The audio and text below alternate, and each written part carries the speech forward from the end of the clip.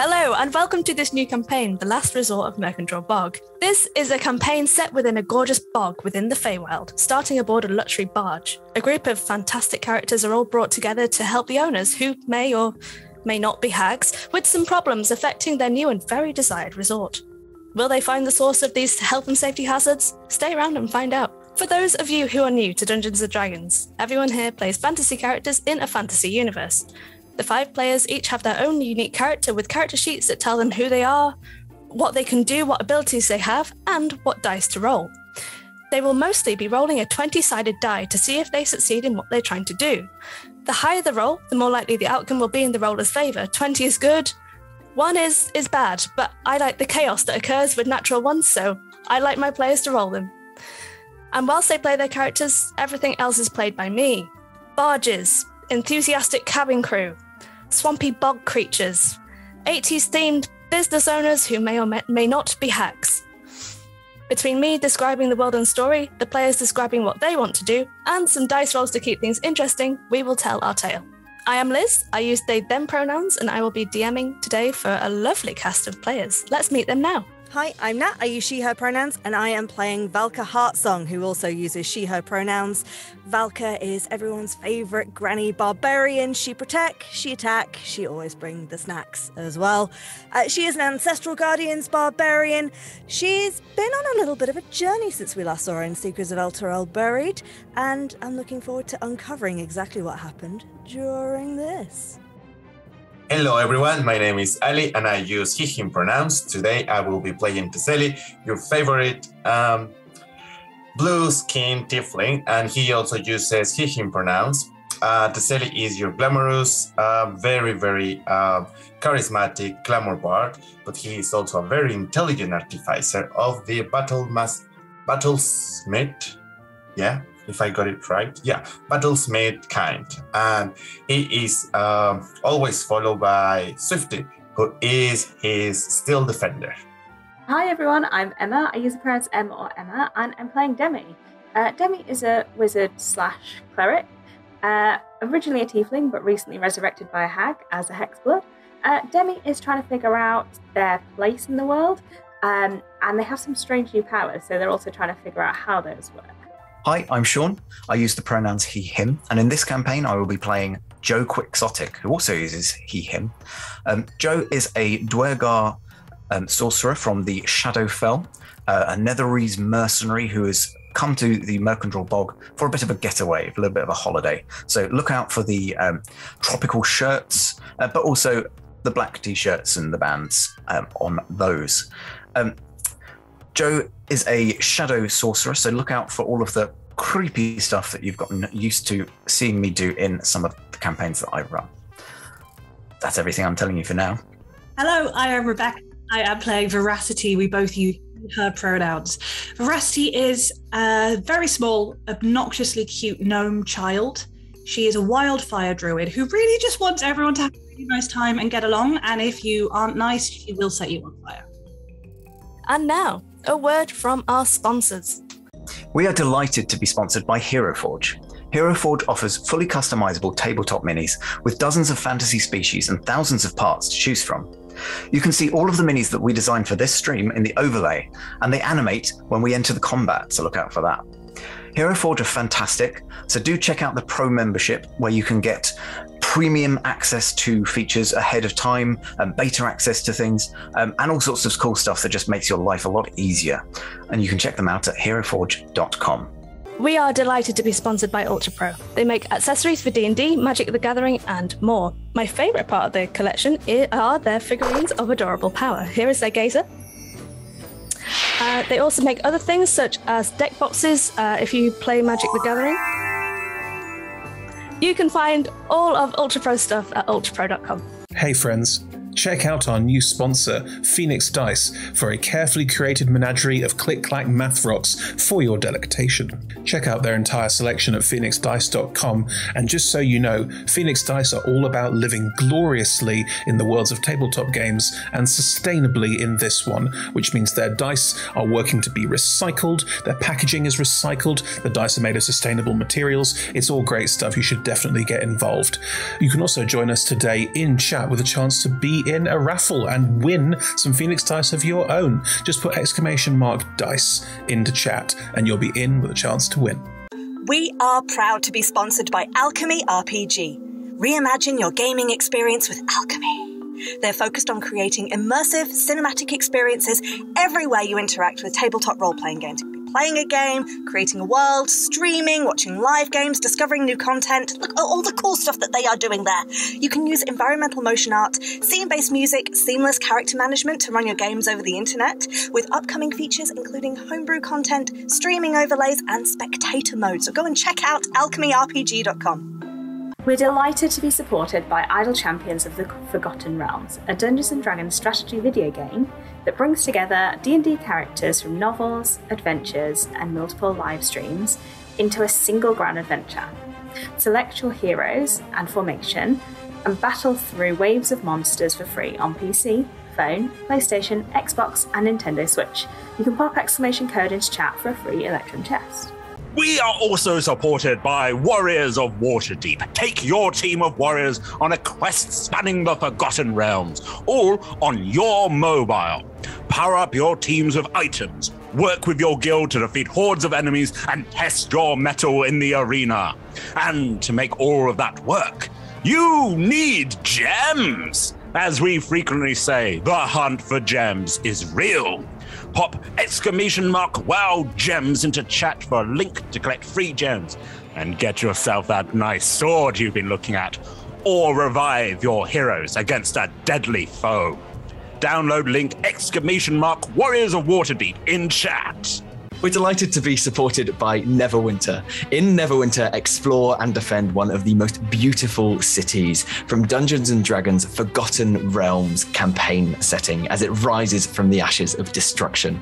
Epic stories, action combat, and classic role-playing await those heroes courageous enough to enter the fantastic world of Neverwinter. Neverwinter is completely free to play, so set yourself up an account today and pop !NW gift into chat for a link to a free gift. Check out our supporters at D&D Beyond, your guide to digital D&D. Make character sheets online, share them in a campaign, and track all of those tasty little stats in one easy place. You can use the Beyond app to track your characters on the go. You can also use their encounter tracker and archive monsters to run any smooth combat thing. You know what I'm saying? You're a DM, you've done this before. You know D&D Beyond is the place to go. You can also check out our character sheets with ! characters in Twitch chat below. Check out our wonderful supporters Elderwood Academy, who make beautiful bespoke gaming themed gear, including hex chest dice boxes, spellbook deck boxes disguised as bespoke ancient arcane tomes, and scroll and codex dice tower and rolling tray pairings. Make your own with their online designer at elderwoodacademy.com. This stream will run for 3 hours, and there will be a roughly 5 to 10 minute break somewhere near the middle.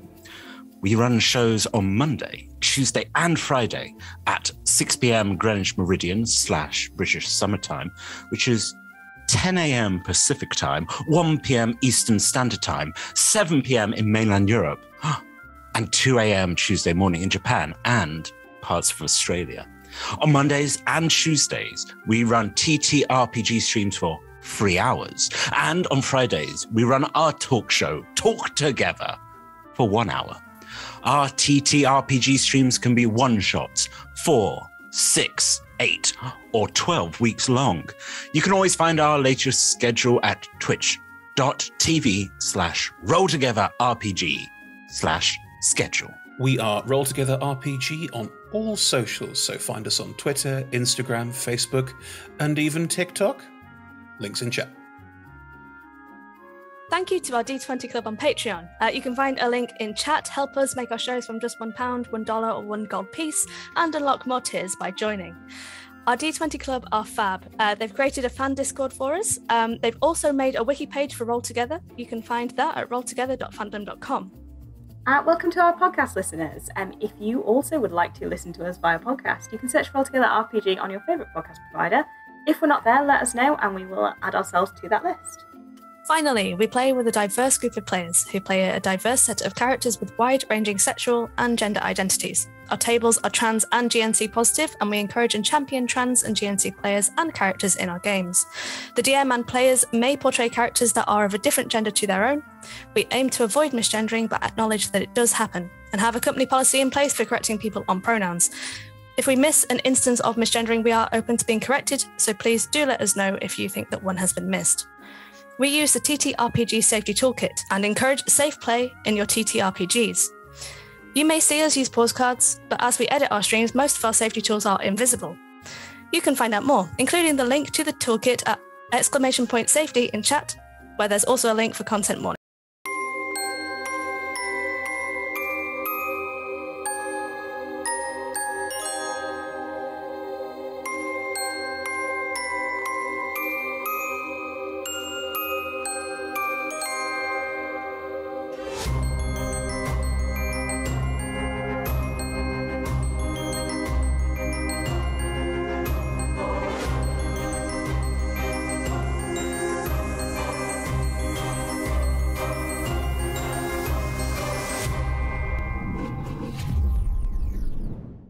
Hello and welcome to episode 4 of Last Resort at Murkendraw Bog. Let's just talk about what happened last time. Quite a lot happened. You all returned to the hotel after dropping off Mr. Chigglesby to his wife, who seemed most besmirched but relieved that he was back with her. Yes. At the hotel bar, a lot of things occurred. There was a karaoke. There were some shots, as in the drinking kind. Some people went to their rooms quietly, and others went to their rooms to do some eyeball dissection. Tiselli and Demi both did some lovely analysis of the Hydra heads that you took back. Tiselli seemed quite broody over the Hydra egg and shone a light next to it to see the super cute little 5 sleeping snake heads and the stubby little legs and the tail all curled up, and it was sleeping. It was cute. Valka, perhaps a little shaken or shooketh by the unconscious Drusilda-centric vision, you quietly ascended to your room. Rebecca, how did Veracity feel about that? Sad. Guilty. Oh, ashamed. No. Smaller than ever. Correct. But based on that, Veracity and Joe, you had a really nice moment together. That sounded quite intimate. I didn't mean it to. You had like a moment over like a flaming shot. It was provided to you by Edgar, the bar person. Veracity, you set fire to a couple of shots. It was cute. Fun note, my next note is Veracity decided to sleep in the corridor. Debbie joined in, mushroom hands. That's my next note. Emma, what does mushroom hands mean? I have a mushroom on my hands. For what purpose? To speak to the Angel of Death. Got you, yes. Because inside a secret, I was going to eat the mushroom, and then I realised that's exactly how both Keldon and Prosperous would have engaged with that situation. I was like, no, I'll do something different. I'll just rub it on me. Nice. I loved it. The Angel of Death seemed to give the impression that he was always listening, always watching. Demi, you even incited that, and I think you found that it was kind of true. I am the favourite, but there are more. There are more. Eventually, you all drifted off in your respective rooms or corridors to a dream-filled slumber, and you all had pretty profound dreams, apart from Joe, perhaps. Your dream was super weird. It was, you know, when you go on holiday and you've seen a lot of new things, and your brain's just going and processing all those new things. Your first dream when you're on holiday is always weird. Joe had that dream.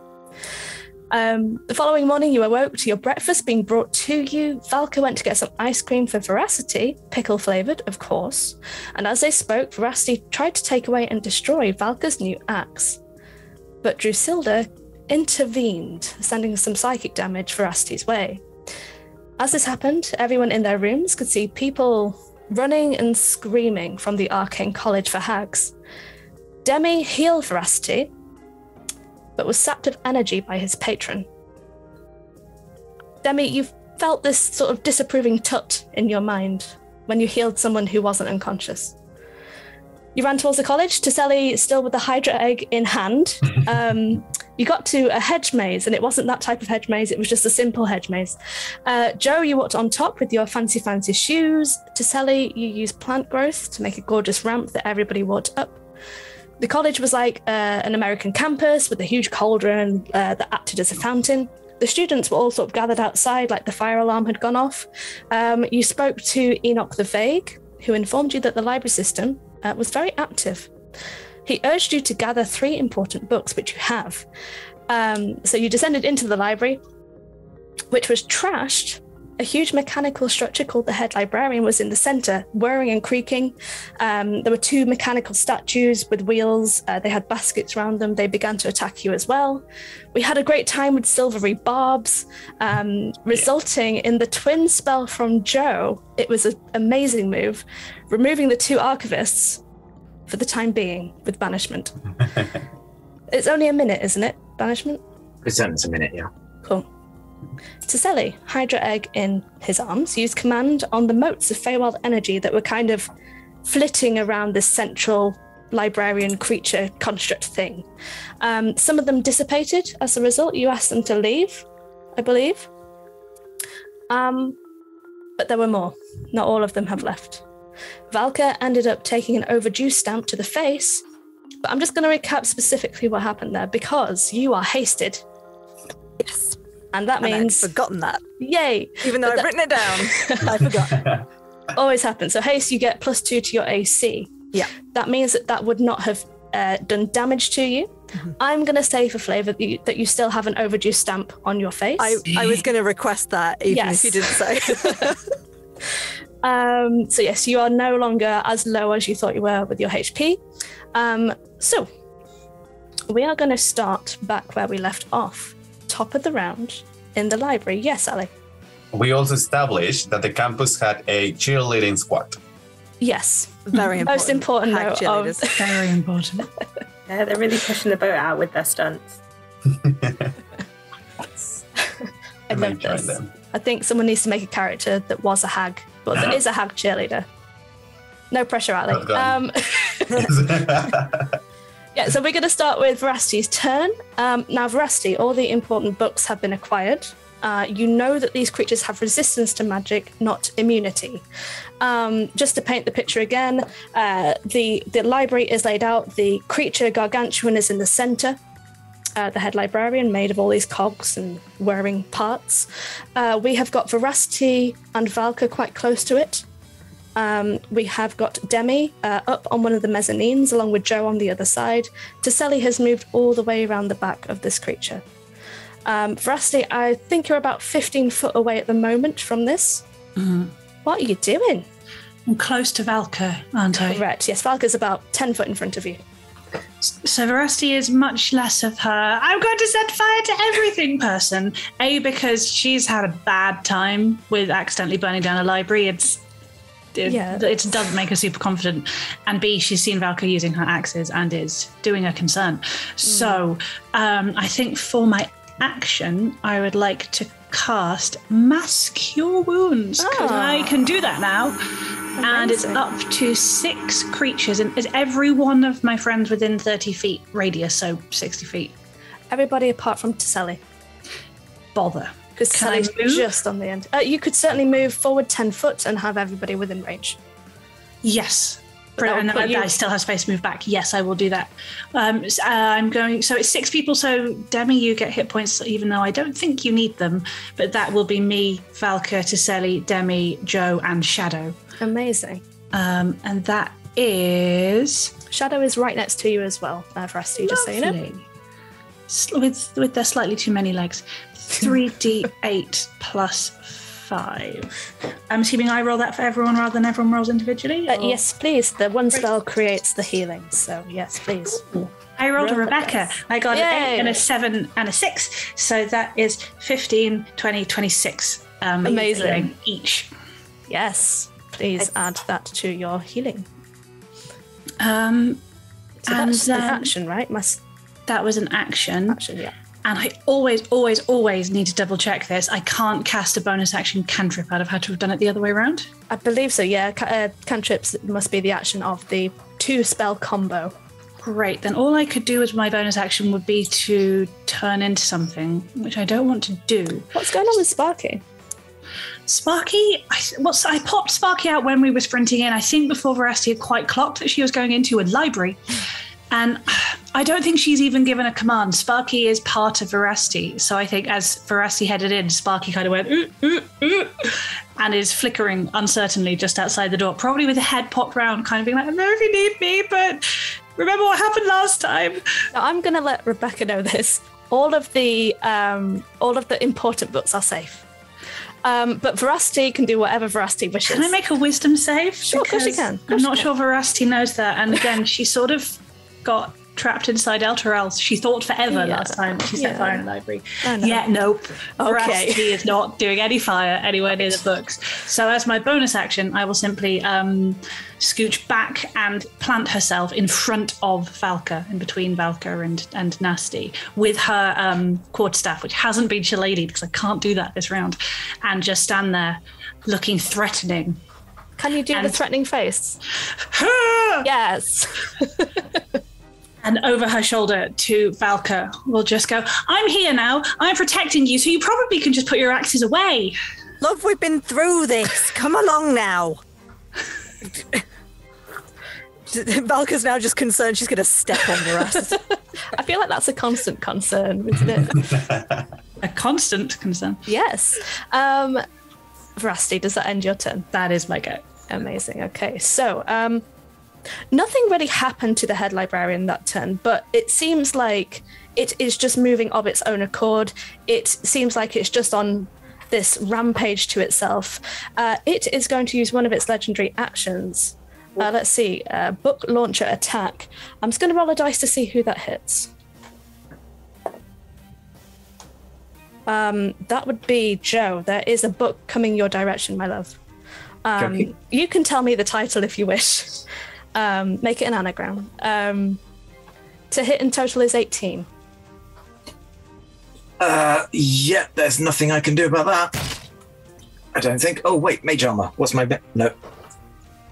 You have mage armor on? I do, which means I cast shield. Okay, you use your reaction to cast shield. Yeah, again, it's like I kind of pass a hand over myself, causing a shadow to follow me, and the shadow deflects it. Amazing. Any thoughts on what the book could be called, Sean? Yes, give me... Pop question time. Loading. It's called Delving into Fandalen. Oh, Delving into Fandalen. Cool. Yeah. Put it on the wiki. Hang on. Where is... So I'm trying to Did I break Sean? I'm sorry, Sean. I didn't mean to break you. It's gone. There it is. Yeah, Delving into Fandalen by N.D. Anna Jones. There's a quote from someone. Are you in for a treat?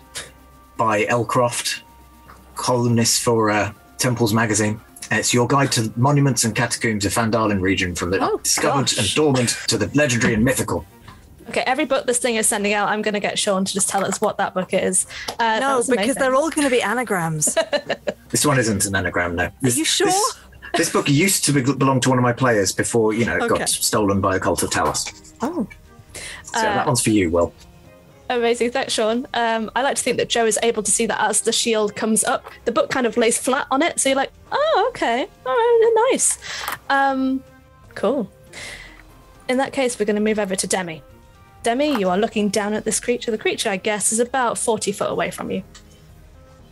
Wait. It's there are books flying everywhere. Some of them have fantastic titles. You all right, Nat? If we've not moved on to someone else's turn, can I use my reaction to Sentinel attack? Of course you can. The chief librarian. Sure. But I think based off what Veracity's just said, I'm not going to use my axes. I'm just going to punch it. Can I just confirm you're going to punch the head librarian, not Veracity? Yes. Okay. I just need to make sure on that. Look, love, I'm no use without it. So that is still a 23 to hit. Oh, that definitely hits. But that only does 5 damage. Okay. I'm not going to say this is going to give damage to you. Although it would be pretty hard to hit. Yes. But maybe your strength causes like a dent to happen in one of the main cogs that are controlling this thing. You could make a good dent with your fist. Fortunately, not into Rusty, so that's good. That was Sentinel. That was the reaction. We move over to Demi. It's your go. I'm gonna hold my action to use my Child Divinity. Cool. At a point when I feel like it. And I'm going to use a bonus action to cast Sanctuary on myself. Could you tell me what the trigger is for you feeling like something? What are you... Whoever I feel like is going to do the most damage, I will use it just before they attack. Got you. Okay. Fine. And just repeat that last thing for me because I was thinking something else. I'm going to cast Sanctuary on myself. Amazing. Just tell us what that does. It means that if anything wants to attack me, it needs to roll a Wisdom saving throw first. Amazing. Cool. And what does your sanctuary look like? It's a cleric spell. Probably. Ooh, tell us. I'm gonna say it's like slightly hypnotic. Like whoever's looking at me is eating like a slightly hypnotic mushroom. Yep. And you're not quite sure where I am. Amazing. Yeah, I would say Joe gets the best view of this. Like after having shielded that book out the way, you look across and see Demi just fluctuating in a very weird, very spacey-wacy way. Yeah, you're not sure if it's you, Joe, or if it's Demi. You're not sure what's going on. Could be either. Who knows? I'm done. Amazing, cool. Demi, you are undulating, I suppose, on the top mezzanine. Very nice. In that case, we'll move over to Sally, followed by Joe. Sally, what are you doing? Sally is still in this huggy form, and Sally indeed is an expert on in engineering or constructs, like I suspect this is. And these devices usually require a nice, that they need to be greased, or they need some sort of lubricant. Yes. But sometimes too much lubricant is not good. Kids, pay attention. So, could I use grease? She can. On top of this thing to create like a disadvantage. So, I want it not to be able to control its movements. I mean, feel free to say no. I have other options to get that disadvantage, but I think grease would be cool. You know, I'm rolling with it, but I'm going to make it roll some kind of save based on it. Yeah. I'm going to go with some form of dexterity. Yeah. So that would be 15, my DC. Cool. It rolled a 10, but it will use one of its legendary reactions to save. Not knowing what this substance is, it's not usually applied from above. It's going to use that legendary resistance, to stop that from happening. However, great thought. Where would it usually, if it's not applied from above, where would it usually be applied from, Liz? Within one of the areas below. Sure. There are manuals out there for this sort of thing. I'm sure that there are many images that are very informative that could tell us all where to apply the grease. Sally, anything else on your turn that you'd like to do? Yes. As a bonus action, I'm going to use command again on the wisp. So then I'm going to say, I said stop. And that's a charisma save? Wisdom's 17. Cool. So this cluster of Feywild motes that seem to be cheekily moving in and out of this machine that's now greased, they roll a 16 on the save. They begin to move away. But it's not all of them again. And that's my turn. Okay. Sally, to give you an idea, so there's hundreds of these things all kind of clustered around. 30 of them have moved away and dissipated into the air. Okay. Okay. Thank you. Are you staying where you are, Tasali? You're behind. Yeah, absolutely. The headlight. And I'm heavily obscured, so I still have these sort of black rose petals surrounding me. And I can see through, but others cannot. Got you. Beautiful. The creature's going to take a legendary action. It knows something has happened behind it. So Tasali, it will try and attack you at disadvantage because you're heavily obscured, right? Mm-hmm. Okay. Let's see.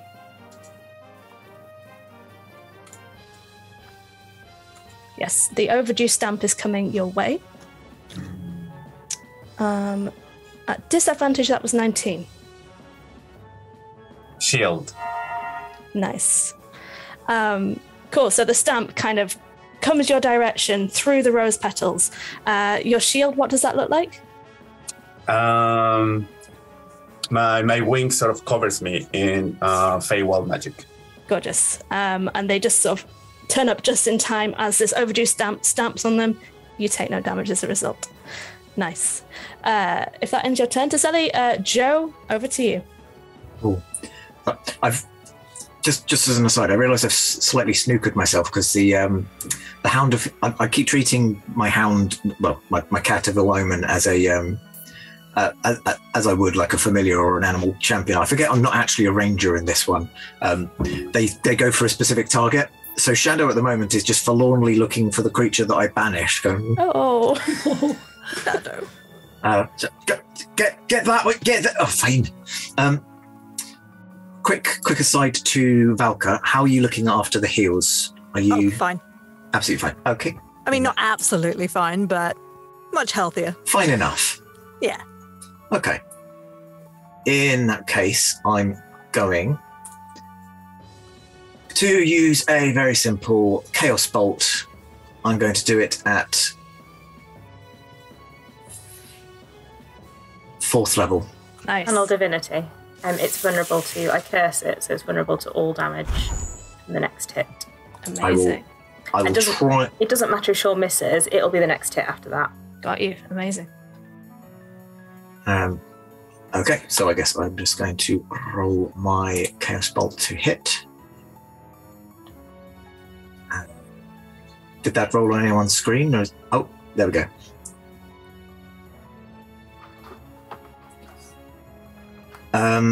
That's only a 17. 17 just misses. I think I did. So when I casted Silvery Barbs, I gave my inspiration to, well, not inspiration, the advantage to Digio. They all used it on that roll, though, didn't they? I'm fairly certain we. Yeah, I think we. Yeah. Oh, but no, but you have the disadvantage and the advantage element of it, don't you? Of Silvery Barbs, you. Am I thinking of a different spell? Someone could cast Silvery Barbs again. Does that work for? It's only when they pass, though, isn't it? So Silvery Barbs impose the new dice on the creature, let's say, or on the target, and it passes one advantage. And I think that happens last turn. So it's during 1 minute. So I think that minute still. I'm happy to allow that. That's fine. They definitely used it. They all used it on that deck save from last time. Oh, okay. Oh, yes. The only person who didn't use it was Valka, who saved it because you already had advantage. Yes. Yeah. Thank you for your brain. Thank you for your brain, Emma. I will use Silvery Barbs on it. It needs to roll a disadvantage. Okay. Just remind me. Rolling, is it? No, sorry. Joe is. We're all away. I got confused. Silvery Barbs. just barbs everywhere. Yeah. So basically, I'm kind of distracted, looking at shadows. Get the big one. Oh, fine. And just kind of last second try to zap, and yeah. Cool. Was it sort of electric kind of power that's coming from you? I mean, Chaos Bolt depends on what kind of damage it does, and I didn't do any damage, but I'll tell you what it could have been. Sure. Tell us what you could have won. Oh, it was a double 2. What does it do on a double? Does it do anything cool on a double? It does do something cool on a double, I think. If you roll the same number, it leaps to a different target. Okay, well, it would have been cold. Of course. Yeah, my favourite. Yeah, so like your fingertips were frosting and you were just about to fire at this creature when they just dissipate. There's no frost. There's just dripping water from your fingertips. Bonus action, I'm yes. going to... I think I'm going to convert some... a third level spell slot into sorcery points. Good shout. I like it. And then, Shadow is waiting around for the target of... Does Shadow behave like any other cat, where they just sort of begin to just paw at the ground and like just start to like clean their ears and like lick their chest? Like, is it Shadow just idling? I think Shadow's acting like a cat does when you turn the red laser pen off. As like... Yes. Nice. With all the legs scrambling about. Cute. Okay. Speaking of pets, there's one pet I forgot to ask about to Sally. What's going on with Swifty? Swifty didn't get Swifty's turn. It's down. Swifty's down. Okay. What? Probably why I didn't ask about Swifty. Oh boy. Okay. Mention the egg. Yes, we need to talk about that egg. We are going to move over to the head librarian's turn. I'm going to see if it gets something back. It does. It's going to begin to kind of vibrate.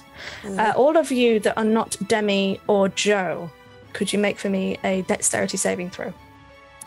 As it begins to prepare its quills on like a cog system. Bad at dexterity. Not actively bad. No. I am in real life, if that helps. Okay, that's fine. I rolled a 5. I do. Oh no! I can't do anything after you've rolled, I'm afraid. I have to do it before you roll. I had a +3. I should have been fine. I rolled a 2. 17. 17. None of you succeed, I'm afraid. These quill tips are getting fired out towards all of you. No, they're not. Excuse me, it's a 30-foot cone. It will be immediately before it. So that's going to involve Shadow. Not to Sally. So Ali ignores everything I just said, but... What? Sorry. If Shadow could make a dexterity saving throw. And around. We're fine. I mean, I'm not sure what Shadow's dex mod is at this point, but I'm guessing a 2 is not going to be a high enough roll. No. Sorry, Sean. I'm not going to sugarcoat that. No. That's a good position. 35 points of piercing damage as you are all bombarded with all of these quill tips.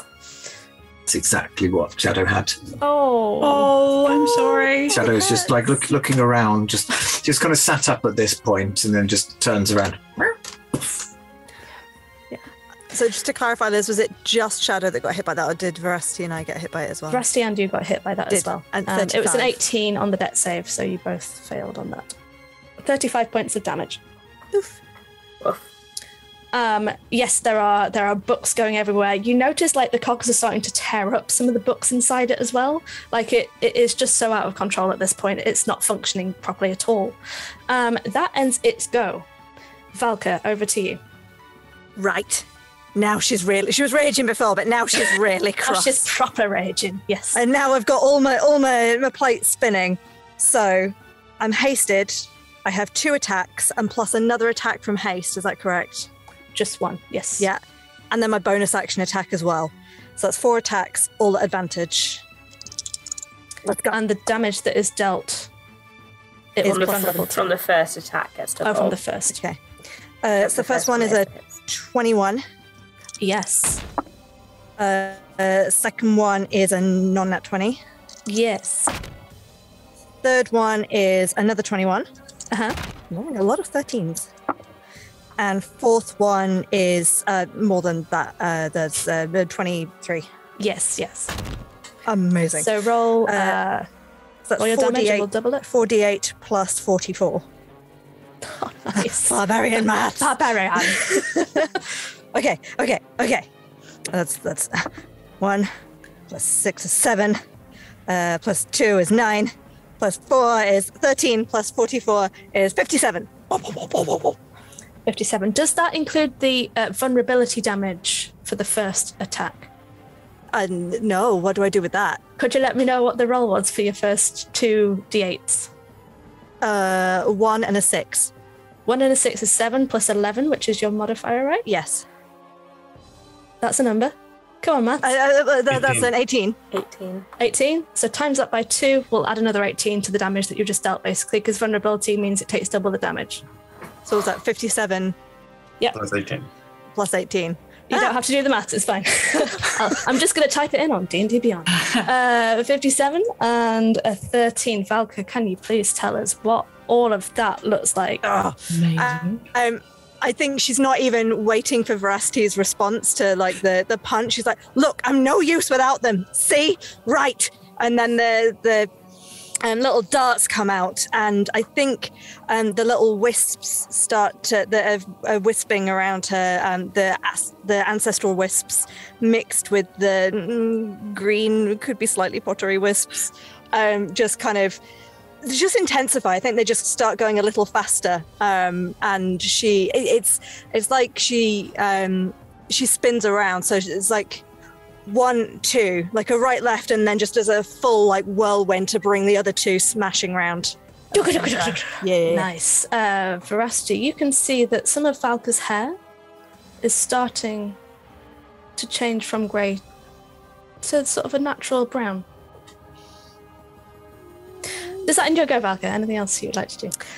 Yeah, that's action, bonus action. Cool. All right. At the end of your go,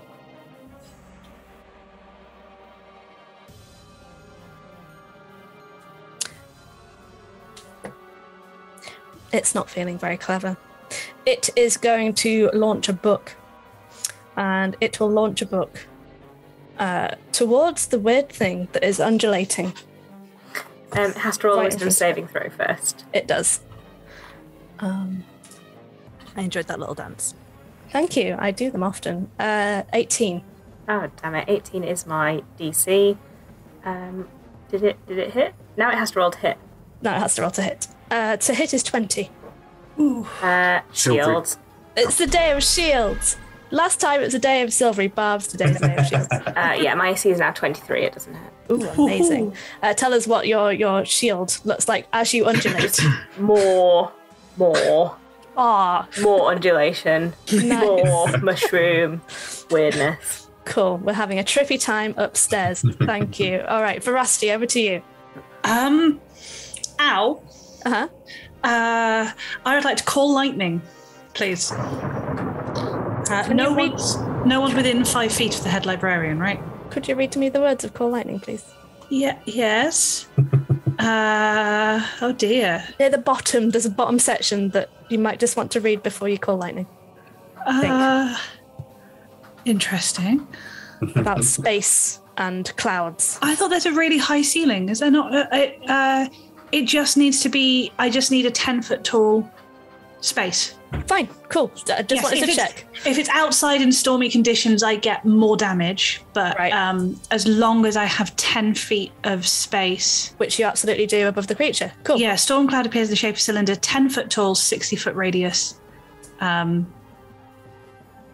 as long as it's big and the room's big enough, which it is. Which it is. Fine. Right. Cool. Go for it. I just wanted to check because I knew there was something to do with that spell. Amazing. Cool. Yeah, everyone within 5 feet of the point that the lightning flashes down needs to make a dex save. Now, what I'm going to say is this creature is gargantuan. So you can choose where to place that point. Gargantuan means it's 30 foot by 30 foot. Amazing. I'll do it in the center of its head, please. Center of its head. Center of its head. Cool. Does it need to make a save? Dexterity? It does. Dex save. Oh, by the way, I'm casting this at 4th level. Okay. So yeah, Dex save DC 17. Well, it rolled a 6, but it is going to choose to succeed. Oh, well. That does another of its legendary resists. That's 2 burnt now, so that is 4d10 and then half. Presumably we can't strawberry barbs that. No, because it would just still choose to succeed on the... Override. Yes. That d10's on the floor. It's gone forever. Never mind. 5, 9, 9, 1. So that's 10, 19, 24, 12 points of damage. 12 points of damage. But it stays up now for as long as I'm concentrating. Amazing. Now, can I check I've interpreted this right? You can keep concentration as a wild shape, and you can't cast as a wild shape, but there's nothing that says about repeat casting, and there's nothing in the spell that says about wild shape. It just says, as a repeat action, you can call down lightning again. As long as the spell has been cast while you're not wild shaped, then yeah. Brilliant. Then I will cast that, and then as a bonus action, I would like to turn into a giant eagle. Ooh. As with all of Varesti's wild shapes, the giant eagle is on fire. That eagle's on fire. It's on fire. So, as you transform into the eagle, you do stay kind of near the ground unless you wish to move upwards. That's up to you. I will use my movement to fly and get in its face. Cool. You ascend through the cloud that you've created, and the lightning crackles either side That was of a you. very cool visual. Yeah. Amazing. Is that your go? That is my go. The rest of you watch as this tiny gnome, this gnome, turns into an eagle. Fascinating. I guess I don't think I've ever seen. I don't think I've seen Veracity Wild Shape. She's always used Sparky instead. It's only the second time I've ever done it. Yeah. Oh, wow. Cool. Nice. Big bird on fire. Big bird on fire. I don't know you can do that, love. She gives a slightly dismissive ruffle of her tail feathers. Oh. Oh, heck. Veracity, at the end of your go, let's see. At Valka, there is an overdue stamp attack coming your way. Hello. Hello. Hello. Hello. At 20 to hit. Oh, that one does hit this time. Silvery barbs. Day of silvery barbs. I will roll that again. That was a natural 20. Do I have to use the natural 20? No, the lowest. The lowest. Yeah. Right, okay. I was going to say that would be so shit. All right, let's see what damage is coming away. This is going to be force damage, Valka. 25 points of force damage. I think that was, I was going to be down either way, but at least I'm not just completely unconscious. Cool. All right. So, wait, are you... Yeah, get I'm stabbed confused. on the forehead and Valka just falls to the floor. Oh, with no. You are overdue. Cool, that is its action. Demi, you've just seen Valka hit the deck. What's going on? It's my turn. Yes. Can I jump off the balcony to somewhere near Valka? Of course you can. Valka is immediately in front of this creature, but you've got about 15 foot worth Totally fine by of me. gap. Right, I shall jump down in front of Valka and I will cast Cure Wounds at 4th level.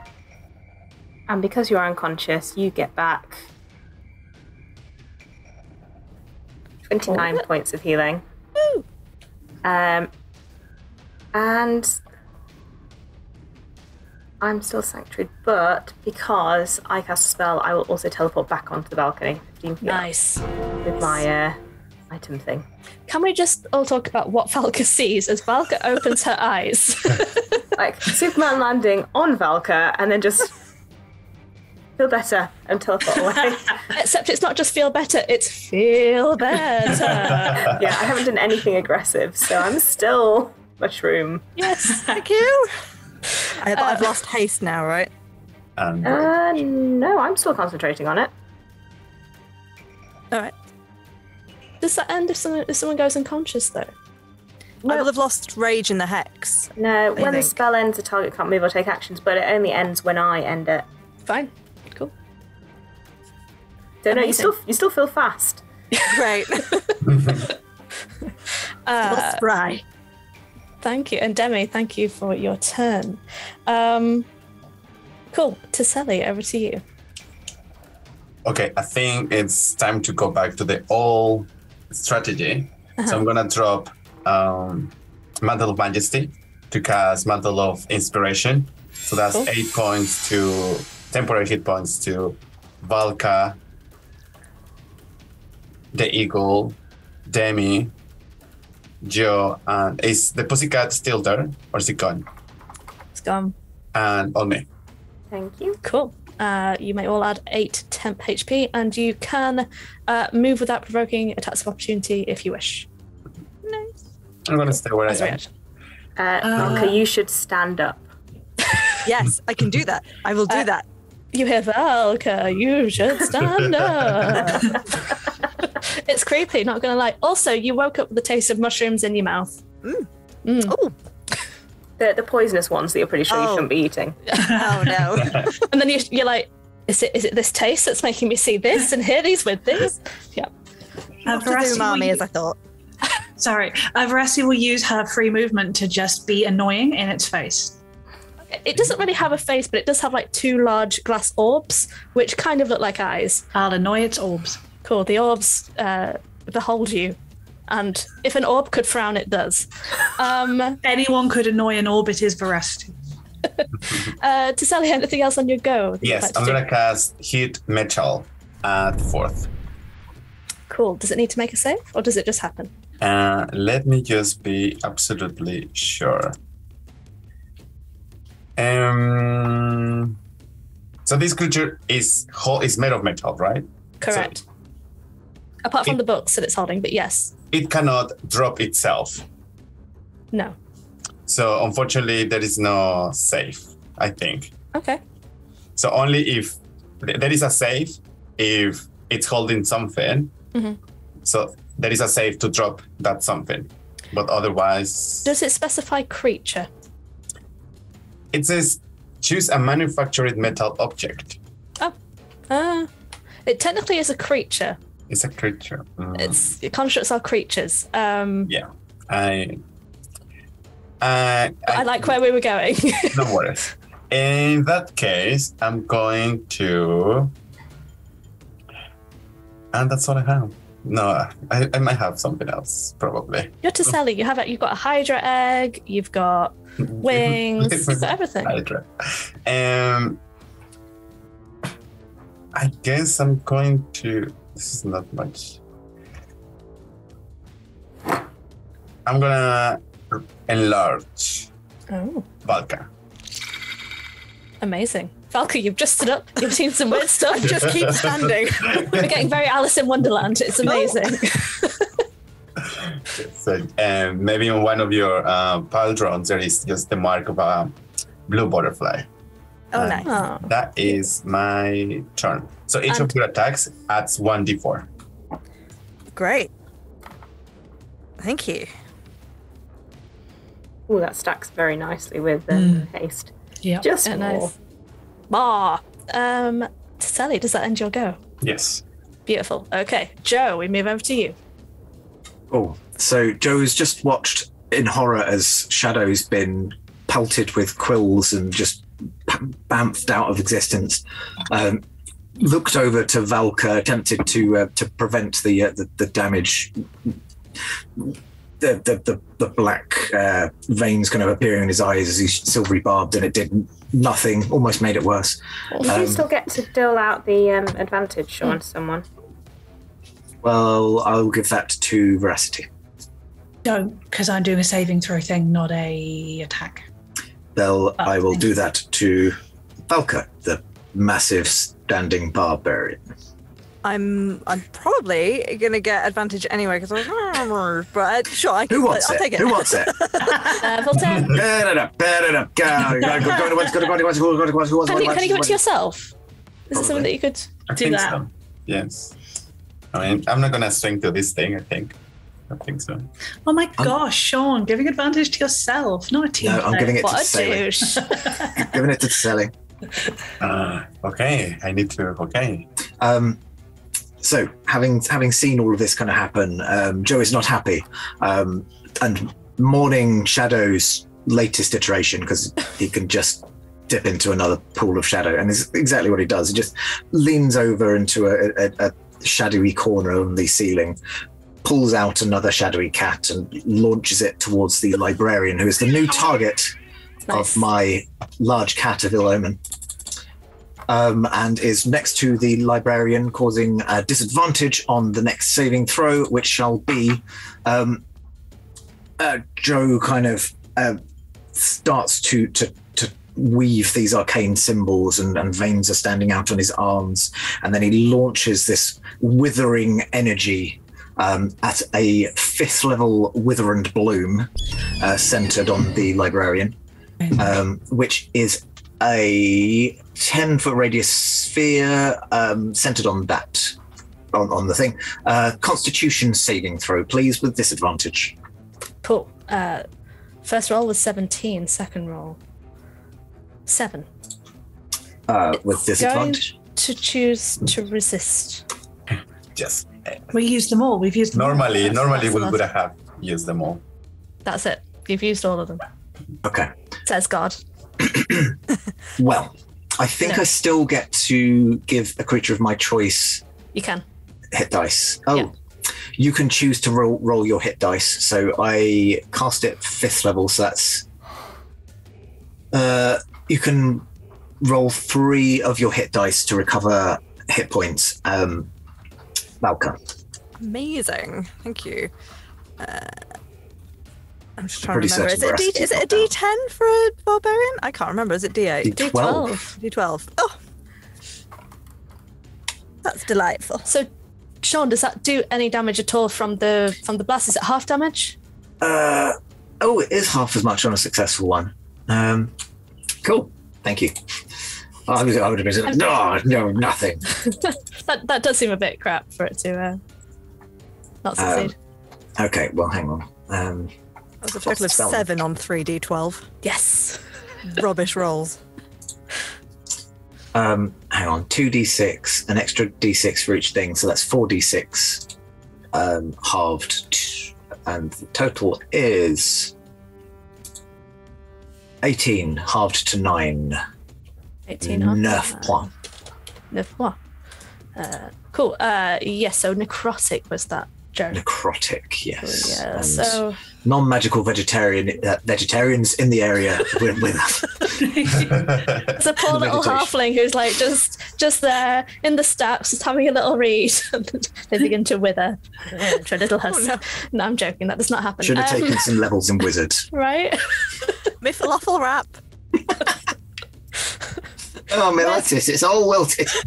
Oh, my cabbages. My cabbages. Cool. Yes, this black beam of the word of the day is undulating. Undulating energy drifts towards the creature. It does take some necrotic damage from that. Joe, if that ends your turn. It does, and Shadow has now returned with a new Correct. target, is refocused. So I will attack, and there are allies of Shadow within 5 feet. So I'm guessing patch tactics applies. Correct, yeah. Right, so this is... I'm just going to... Insight has the same modifier. So on D&D Beyond, I'm rolling Insight, but it's actually Shadow's attack. And then I don't have to maths. My favourite thing is Sean's head dances whenever Sean is doing something or thinking. Yes. I don't think this is going to hit. It's only an 11.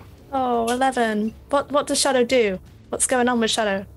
I think Shadow tries to attack with just one too many legs at the same time, so kind of overbalances.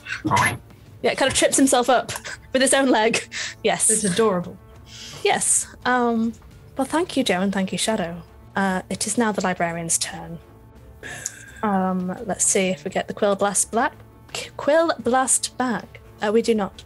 Instead, the head librarian is kind of in a frenzy at this point. The screeching is unbearable. It is going to make 2 attacks. The first, there's a very big eagle in the air that it is getting annoyed at because it's trying to annoy its orbs, and the orbs are annoyed. So there is going to be a overdue stamp attack coming towards the eagle. Amazing. This huge stamp rises into the air and 20 to hit. Oh, that hits. Oh, okay. My I think I've dearest got my eagle. silvery bubs back. My AC is 13. It would take a lot. As an eagle. 24 points of force damage. I'm still an eagle! Yay! By 2 points! Could you roll a concentration check, however? Yes, is that I need to You be at roll 12? Roll a 16. Oh, so Demi, you use your... is that using your divination powers? Yes. Incredible. I rolled a 16. I have seen that the storm remains. You get to add your modifier, but the base roll is 16. And it's a con save. I roll a 19. Oh, nice. You're good. Thank you, Emmy. So I was confused. It's like, is Emma just telling Rebecca what I just rolled? Yeah, I don't realise what you do. I'm deciding what everyone rolls now. This is Yes. This is Emma's game. Amazing. That was its first hit. Yes, Nat. I would also like to use my reaction to Spirit Shield to reduce that damage on Veracity. Please. Cool. So 24. Well, there's no damage because it was. Oh, was it? Oh, I thought, right. Oh, I'm confused. Sorry, no. it That was the concentration check. Sorry. Yes, you may use your shield to reduce the damage, which was 24 points. Yeah, so that's reduced by 2d6, which is 5 and a 6. Nice. Oh. So it's reduced by 11. 13. I am afraid that some of the infused ancestral plus ceramic wisps surround you to do that. Veracity caws at you in a disappointed manner. Oh god. I want to know what that sounds like. Caw. Yes. That's the voice actor. Caw. Beautiful. That was its first attack. It will then Quill Blast. Let's go for Joe, because Joe, you caused it damage recently. There is a book coming your way again. To hit is 28. Jeez. I can silvery bobs that, can't I? Yes, you Because I've can. got my reaction back. So, yep, I don't want to be hit. Please reroll. That was a natural 20 again. What's natural 20s with you? The veins kind of happening and it's like, no, it's not working. Okay.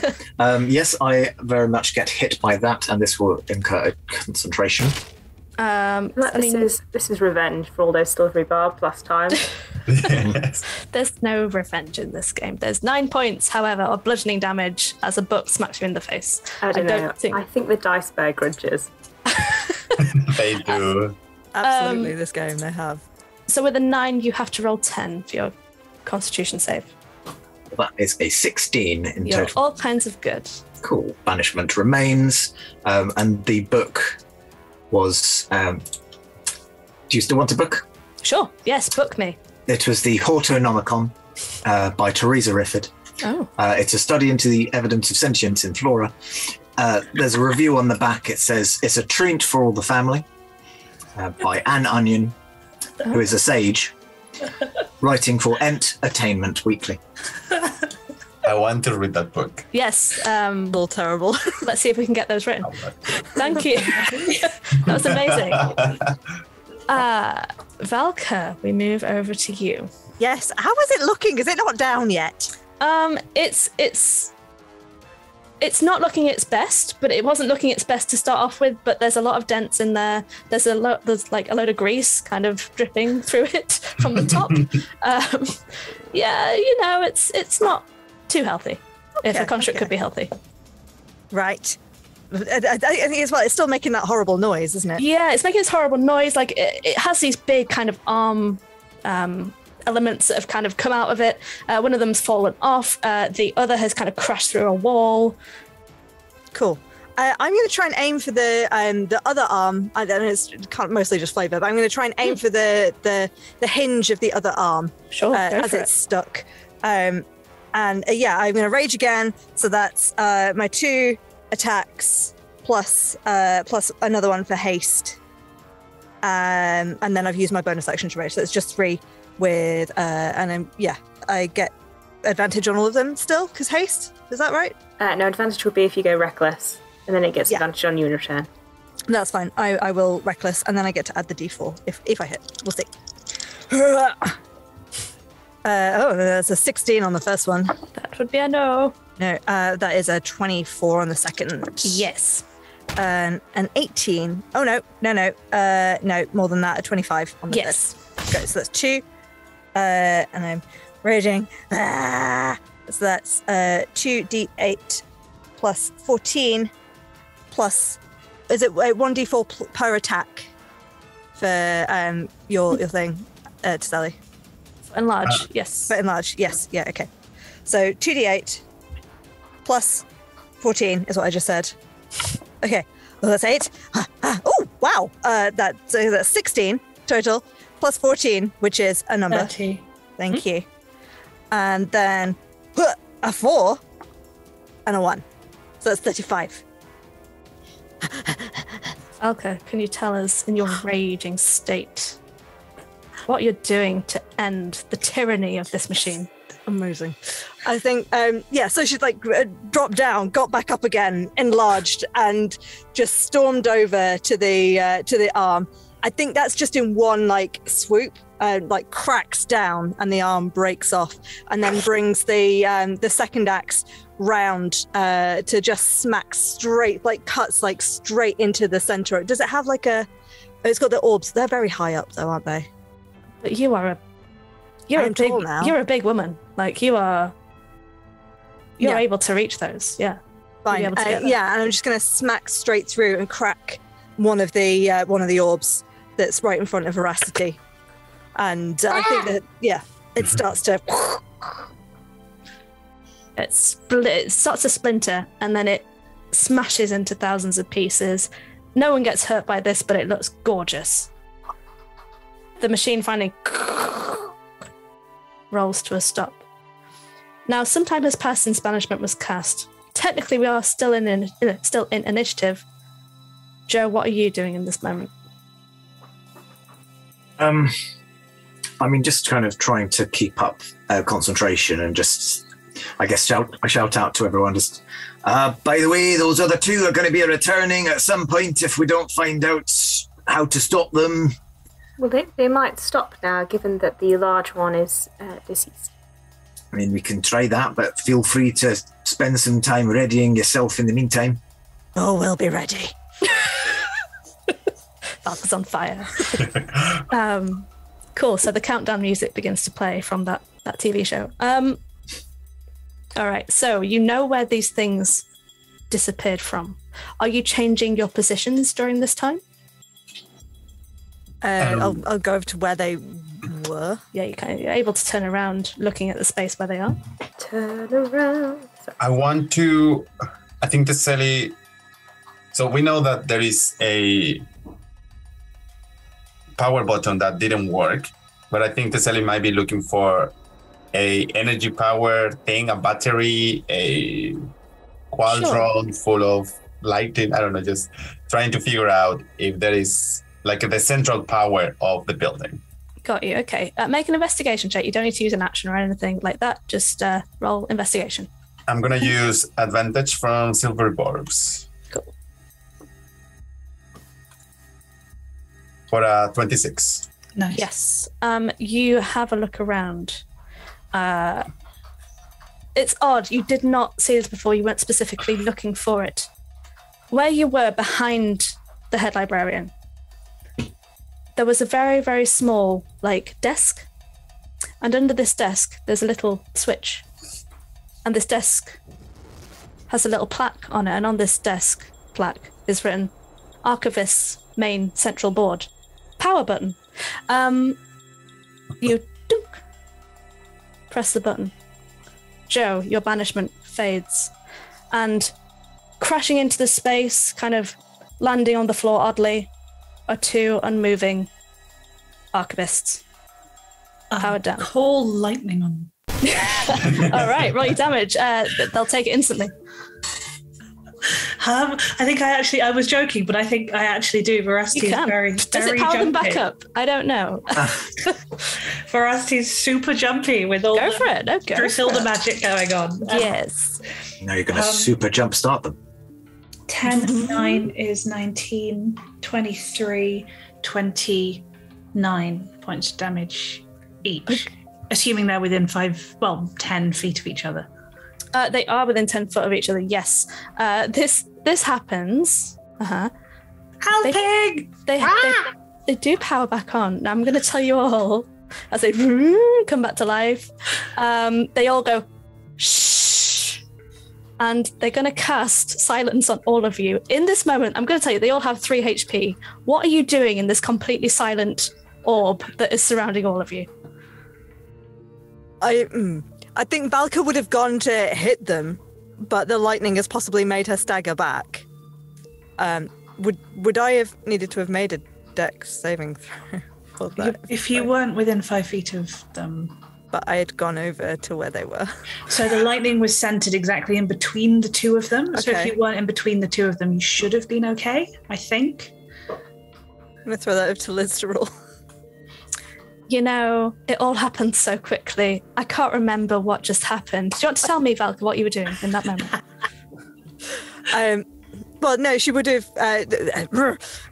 still raging because they destroyed that and off Joe's instructions would have like turned and stomped over to where they were originally, and was ready to attack. Yep. Yeah. Tell us about the attack. I just want to know about the attack. Oh, okay. Well, was ready to just like 2 axes, 2 heads, bonk. Although I mean, so they're 10 foot, so I'm about the same height as them now. Sure. Bonk on the head. Cool. For both of them. I'm going to assume that you do more than 3 points of damage in that bonk with each axe. Your modifier is higher than that, right? Yes, they kind of crumble to nothing but dust as Valka, you and those two. Oh. Was I not supposed to do that? Sorry. Good work, everyone. Amazing. Good job, Balka. Well, and you, thank you. Are you okay with that? I can drop. I will drop it, and I drop. Don't think I fit. Yes, thank you. Demi, how long does your weird trippy vibe happen for? 1 minute. Haste is going to come down first. I literally can't turn Sanctuary off. It's not a concentration. It's just there now until I do something aggressive or a minute ends. Cool. I was quite enjoying being alone with my thoughts, actually, in the side. Can any of you do that? That was quite pleasant. I'm assuming that as haste has dropped, I've just like sat down. Oh yeah, Valka, you found a good chair that's got some good lumbar support, and you have. Oh no! I mean like the enlarge has dropped, and then the haste drops as well, and she just like sits heavily on the floor. Like, oh, sure. Do you want my pickle? It's a very intimate question. I think I've got one of my own, love. Thank you. Yeah, it seems like you need a little bit of rest. Just stay here. I think let's have a rest while we catch up with everything that happened. Maybe we can have a look at those books. And yeah, let's take our time here. Are you okay, Demi? Me? Totally fine. You're all... Well, I know. I didn't... Nothing whacked me in the whole thing. Do I look weird? No, not weird. No. Just different. But I suppose we've all been there. Look, then looks to Veracity, who's still an eagle. Why is Veracity so pissed off with you? You know how I said that I think I'd made a mistake. I thought these axes were a gift from my mother, but they weren't. May I have a look? Yes. Is it not important to focus on sorting this place out first? No. We have the books. The thing is not moving. I think we're allowed to have this. I'm going to say you can all process a short rest if you wish. I'm just going to throw that one out there while we're having a chat. Yeah. Can I process a short rest while staying as an eagle? The short rest will last under an hour, so yes. I can be an eagle for 5. Oh, nice. Sure. Great. Eagles can rest. Beautiful. Yes, they do this, sir. Didn't you cast a spell? No, I spell was cast before. To like ignite it again, but I didn't cast. Oh, of course. Concentration. Small. Taselli, as you inspect the axes, I appreciate that Valka, you were just explaining to Demi why Veracity was irritated with you, but Taselli, do you touch the axes to inspect them? Yes, I guess I'm gonna. So I have my globes that are magical as well. So I expect I'm okay with any consequences, but yes, I want to be really clinical in this analysis. Okay. I am a bit hesitant to let you take them. It's more of a like, I can show them to you, and if you go to take it, she'll probably just like Not gonna. I might touch them, but not take them. Okay. I'm a side eye veracity. I want to know why Veracity is annoyed at Falcus. I do want that conversation to play out. However, Taseli, as your finger is sort of gently going towards this axe, you know, like magnets, and when they repel each other, it's that kind of feeling that's kind of pushing you away. You're trying to move towards it, but you swear you feel something in your mind just digging in, telling you to stop. But keep that in your mind, Valka and Demi. Kind of noticing. I'm assuming that obviously Taseli is right there. Is Joe listening as well? He's got to feel that. It's a very quiet library now. Everyone. You don't have to answer. It's fine. No, I think it's probably best for everyone to know.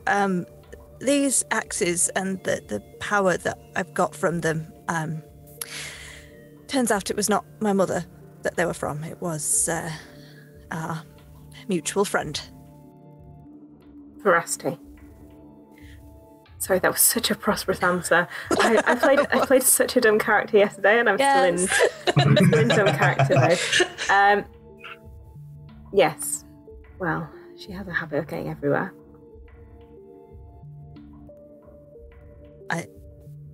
I'm still unsure how to proceed. I suppose. Have you considered just stopping? I mean, you don't have to. I don't mind either way, but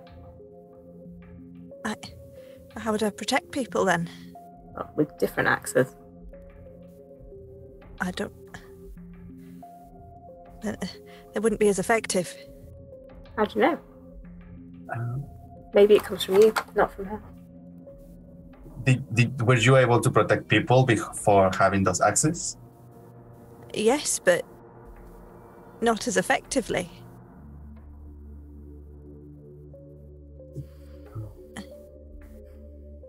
I don't know. This is a conversation for another time. Why don't we? You said we had to find something else in here, or are we done? Valka, as you say that, Joe, what does your rest look like? Like, what are you doing? I get, Shadow's out. Are you just sort of sitting and petting Shadow? What's going on? Shadow would have turned into a normal-sized pussycat, although not normal-looking pussycat, as soon as the target it was focusing on hit 0 hit points. So Joe's just kind of has gone to pick up Shadow and is just kind of holding his arm out, and Shadow's like 3 legs on either side of his arm and is just kind of petting Shadow. Is kind of near and listening to the conversation, but just not chiming in. Yeah, I mean, you're sat there with Shadow, and your eyes begin to sort of cast around the place, and you notice that where this creature has crumbled to the floor, there were all these motes that were surrounding it that kind of went into the air, and you see the flaming Veracity in the air, kind of moving those, and as the wings beat, they kind of push these motes.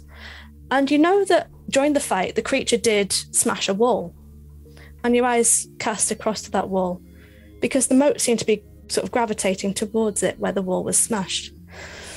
And where the wall was smashed, one of the wooden panels has come off, like a bookshelf is completely dislodged. But behind that, you see revealed what looks to be a tunnel. This tunnel crafted completely from metal, completely different in appearance to anything in this room. Boy. And all those motes seem to be drifting through it. It's kind of giving Shadow scritches. I think we should have a look over here. There's a tunnel. Tunnel made of metal. Oh gosh. Did we know that was supposed to be there? It's hard to say. We never had a map, but they didn't mention it. I don't know. It certainly does not look like whatever was in front of that didn't look like a door. I guess maybe we should go in it. Who do you think? Sorry. Actually, do you know what? I can resolve this issue. I'll cast Arcane Eye. Ooh, tell us what Arcane Eye does. I create a small fake eye. Whoop. That is going to float down the tunnel. That's proper creepy, that is. And I can see through it. It is invisible. Once I assume that's proper creepy. And it can just float off. It can go a long way. Hang on. So let me just find it. Arcane Eye. It goes concentration for an hour, and it can move 30 feet around.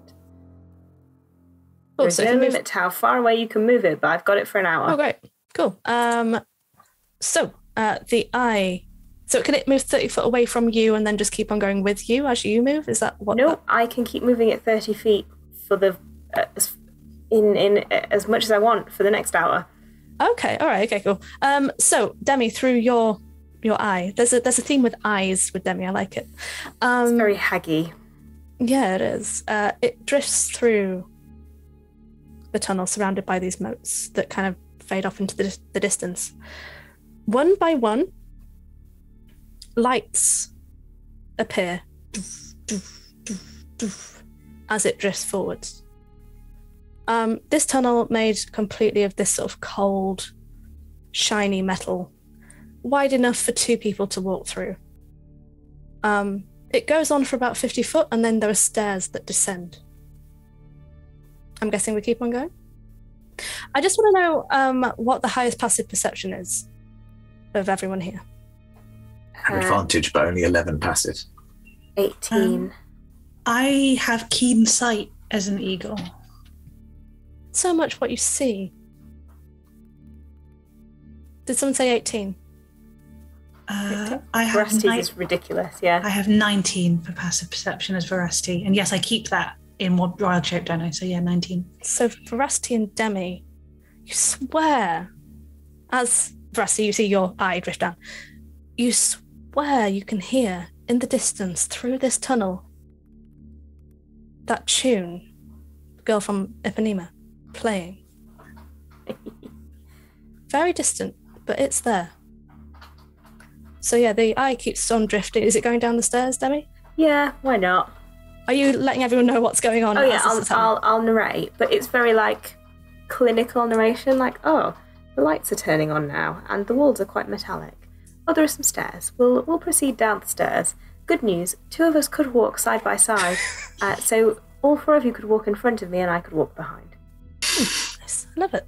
It keeps on drifting down these stairs, and one by one, the lights kind of come on. These clinical, cold lights. I do think they might know that it's coming because the lights are turning on as it goes. Should I stop it going? I think if there is something that knows or notice that magic of you, they will notice also. Maybe we should just go now. I can drift it only slightly in front of us, so we get like slight advance warning. Could be useful for corners. Do we think we ought to have given Enoch the Vague his books back? Well, I suppose I could just put them on top of this library, and then we could message him to say that they are here. I would like to inspect them before giving them back. Oh, of course. I pull them out of various different pockets they're in for safekeeping. Sure. Tiseli, you don't need to roll a check for this. Never tell anyone your real name. It's a first edition. It looks pristine. There's a signature on there, very well written with a beautiful hand. Seems to read the word Munginock Withers, and then in brackets, Enoch the Vague. Underneath that is a very cute, it looks like someone has gripped a pen as hard as they can grip it, and they have really gone into the page to write their name. It's 3 letters. 2 of them are P, and one of them could be an L or an I, and you're not sure. You think it says Pip. The book itself goes through all of the rules for the Feywild, and the best the best way to get around, what not to do. It's that sort of thing. Tom has many, many rules for the Feywild, so that you'll be there for a long time. Never kiss a frog, I believe that's one. I do have them written down somewhere, but I don't have them to hand. Look at the wiki. They're on the wiki.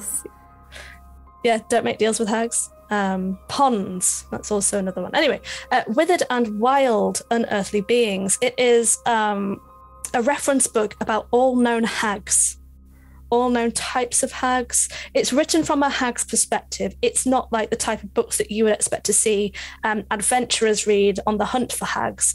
It's very charming and very endearing and tells of the deeds that hags do in a very nice light.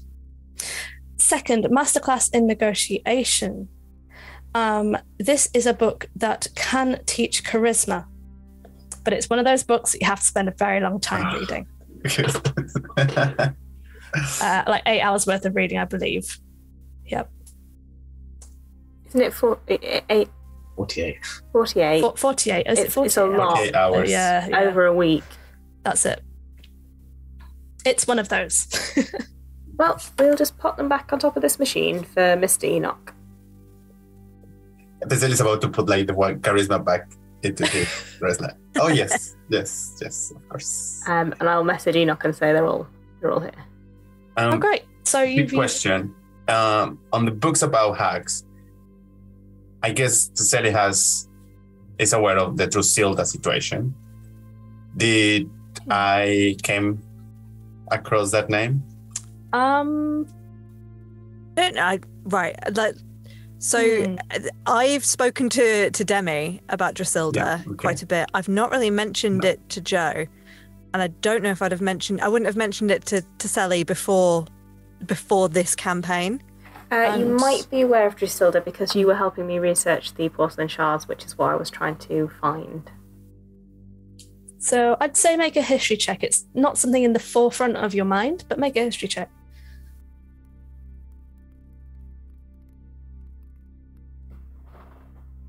17. Sure, yeah. A vague recollection. You don't know much about Drusilda, but you know that she is not a hag. She is an archfey. Oh, okay.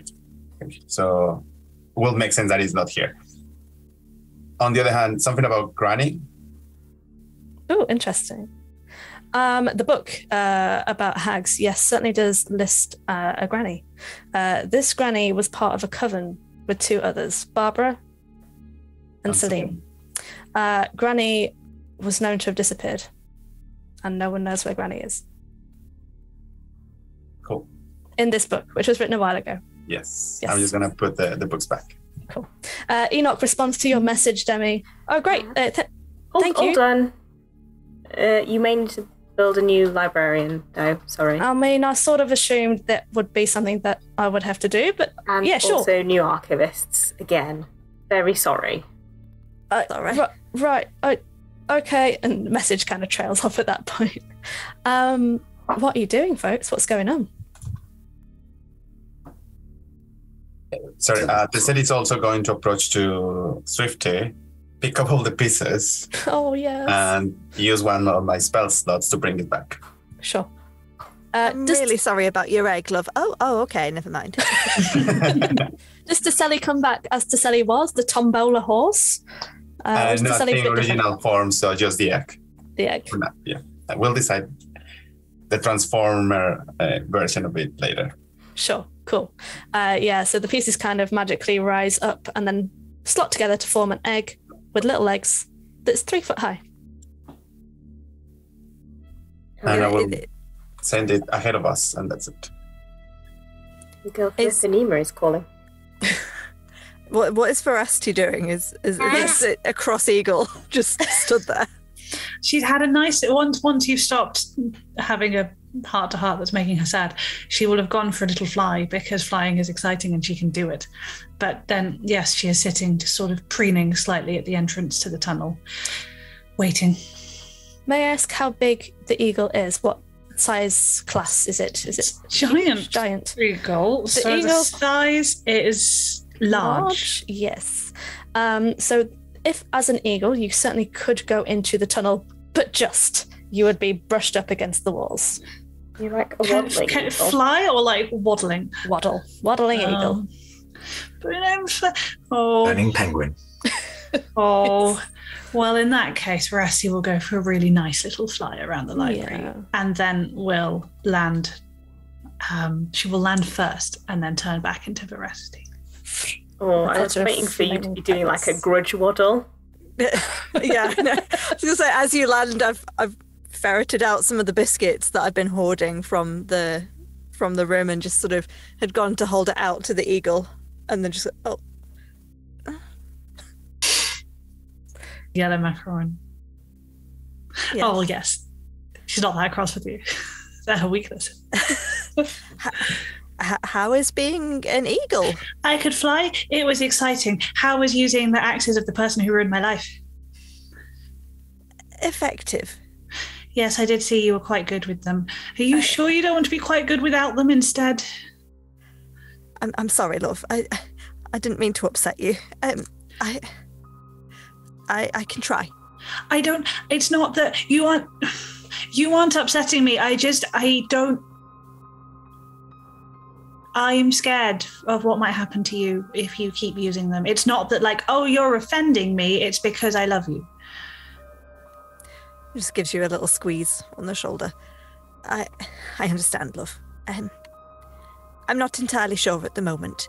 Okay. But while things continue to be dangerous and I don't have any other options, we'll see how we go. Okay. Just promise that if you want to get rid of them, I can help. You'll tell me and we can do it together. Thank you. Okay. And don't look sad. We're fine. Everything's fine. It's okay. Look, I turned into a bird on fire and I flew. Yeah, it was very good. Yeah. I'm just gonna panic eat a couple of macarons. Anyone watching, when Valka has turned away from Veracity's like, will just drop into a quite concerned little face. Adorable. And I think as that concerned little face occurs and maybe Swifty's feet kind of reverberate off the metal as you begin to head into this corridor, that's where we're going to go take a break. We will be back in 5 to 10 minutes. See you soon.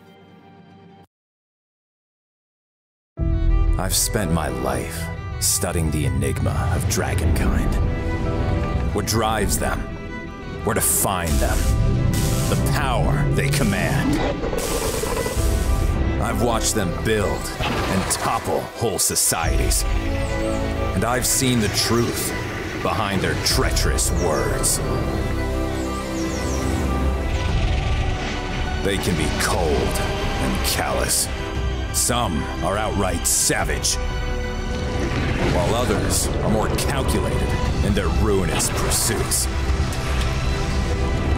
No matter their motivations, whatever fuels their primal rage, it is my responsibility to protect the citizens of Faerun from these dragons. Tell me, Dragon Slayer, will you join us?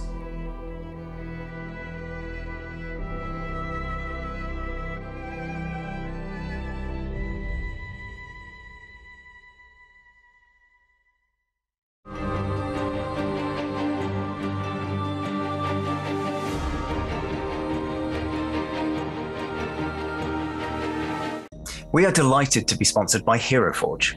Hero Forge offers fully customizable tabletop minis with dozens of fantasy species and thousands of parts to choose from. You can see all of the minis that we designed for this stream in the overlay, and they animate when we enter the combat, so look out for that. Hero Forge are fantastic, so do check out the Pro membership where you can get premium access to features ahead of time, and beta access to things, and all sorts of cool stuff that just makes your life a lot easier. And you can check them out at heroforge.com.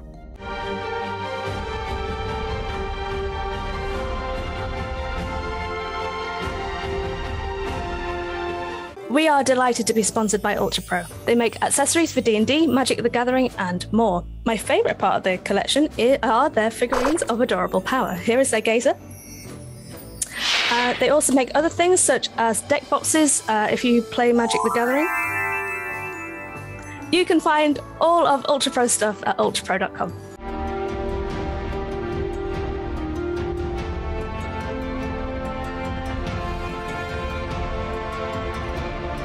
Hey friends, check out our new sponsor, Phoenix Dice, for a carefully curated menagerie of click-clack math rocks for your delectation. Check out their entire selection at phoenixdice.com, and just so you know, Phoenix Dice are all about living gloriously in the worlds of tabletop games and sustainably in this one, which means their dice are working to be recycled, their packaging is recycled, the dice are made of sustainable materials. It's all great stuff. You should definitely get involved. You can also join us today in chat with a chance to be in a raffle and win some Phoenix Dice of your own. Just put !dice into chat and you'll be in with a chance to win.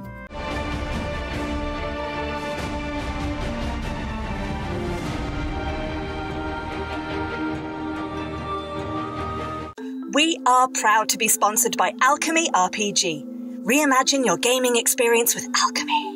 They're focused on creating immersive, cinematic experiences everywhere you interact with tabletop role-playing games. You could be playing a game, creating a world, streaming, watching live games, discovering new content. Look at all the cool stuff that they are doing there. You can use environmental motion art, scene-based music, seamless character management to run your games over the internet, with upcoming features including homebrew content, streaming overlays, and spectator mode. So go and check out alchemyrpg.com.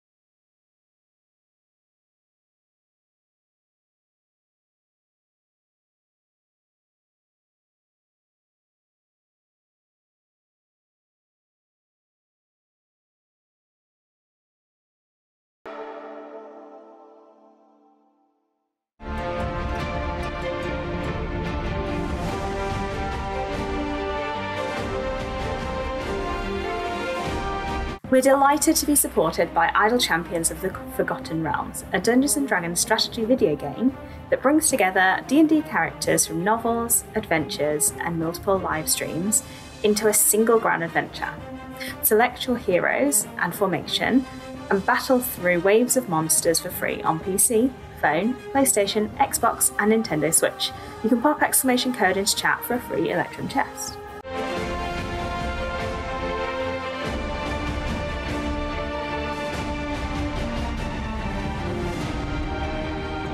We are also supported by Warriors of Waterdeep. Take your team of warriors on a quest spanning the Forgotten Realms, all on your mobile. Power up your teams with items, work with your guild to defeat hordes of enemies, and test your mettle in the arena. And to make all of that work, you need gems. As we frequently say, the hunt for gems is real. Pop !wow gems into chat for a link to collect free gems and get yourself that nice sword you've been looking at, or revive your heroes against a deadly foe. Download link !Warriors of Waterdeep in chat.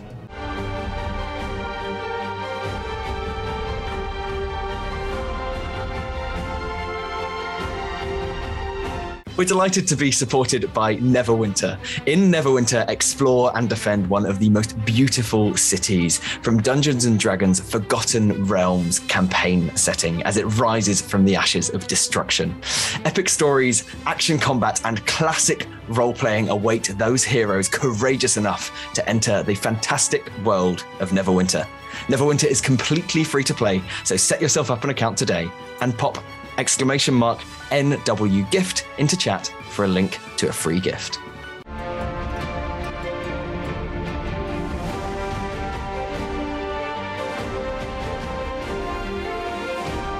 Check out our supporters at D&D Beyond, your guide to digital D&D. Make character sheets online, share them in a campaign, and track all of those tasty little stats in one easy place. You can use the Beyond app to track your characters on the go. You can also use their encounter tracker and archive monsters to run any smooth combat thing. You know what I'm saying. You're a DM. You've done this before. You know D&D Beyond is the place to go. You can also check out our character sheets with an ! characters in Twitch chat below.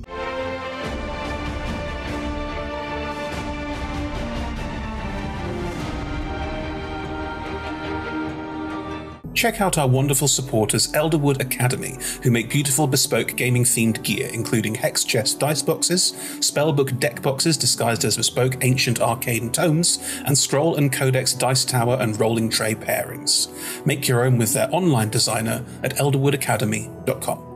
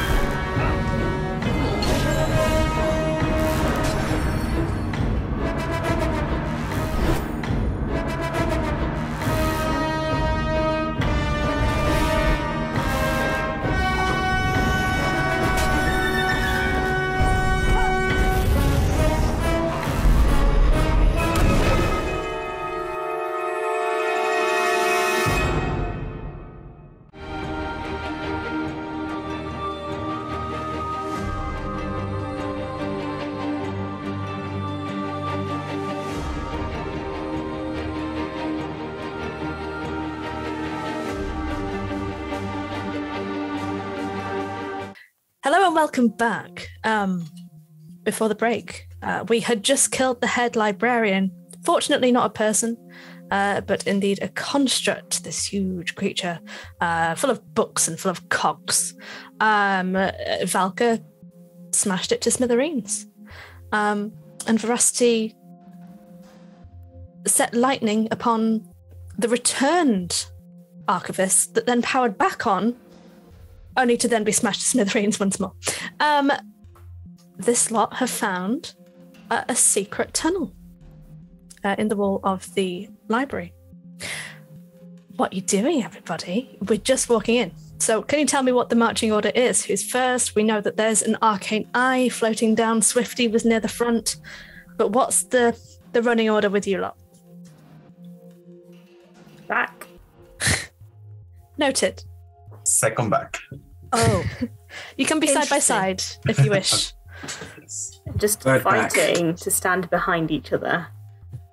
Yes. I have a question. So Demi has the arcane eye, right? Yeah, it's like at the top of the stairs. So once we get a little bit closer, I'll send it down just ahead of us.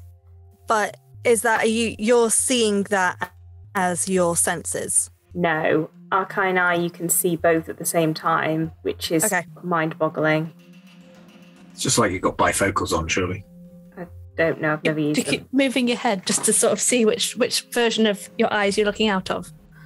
Yes. I have a question for you, Liz. I'm going to read you the description of this and see how you roll. Okay. Touch a willing humanoid and perceive through its senses until the end of your next turn, with an action to maintain on following turns. As long as a creature is on the same plane of existence as you, you are blinded and deafened to your own surroundings. If I touch Demi, will I see? You're going to have your bifocals on. You're going to see. Yeah, you're going to see two things. You're going to see through Demi's eyes and through Demi's arcane eye. So it would work. Yeah. Amazing. But you will be. Yeah. My own senses are blinded, but I can see what Demi is seeing. Yes. So I could see myself in front of Demi. Yes. Well, do you have to touch me? I mean, presumably you're standing next to me. If you have to. I don't have to hold on to you. I don't have to maintain the touch. I just have to touch you once to start with. I'm so excited to see what happens when we reach the top of the stairs. That's what I'm excited for. Because I'm guessing Demi's right at the back, because Demi is. You're going to be kind of near the front. So you're going to reach the stairs in your vision after your body has.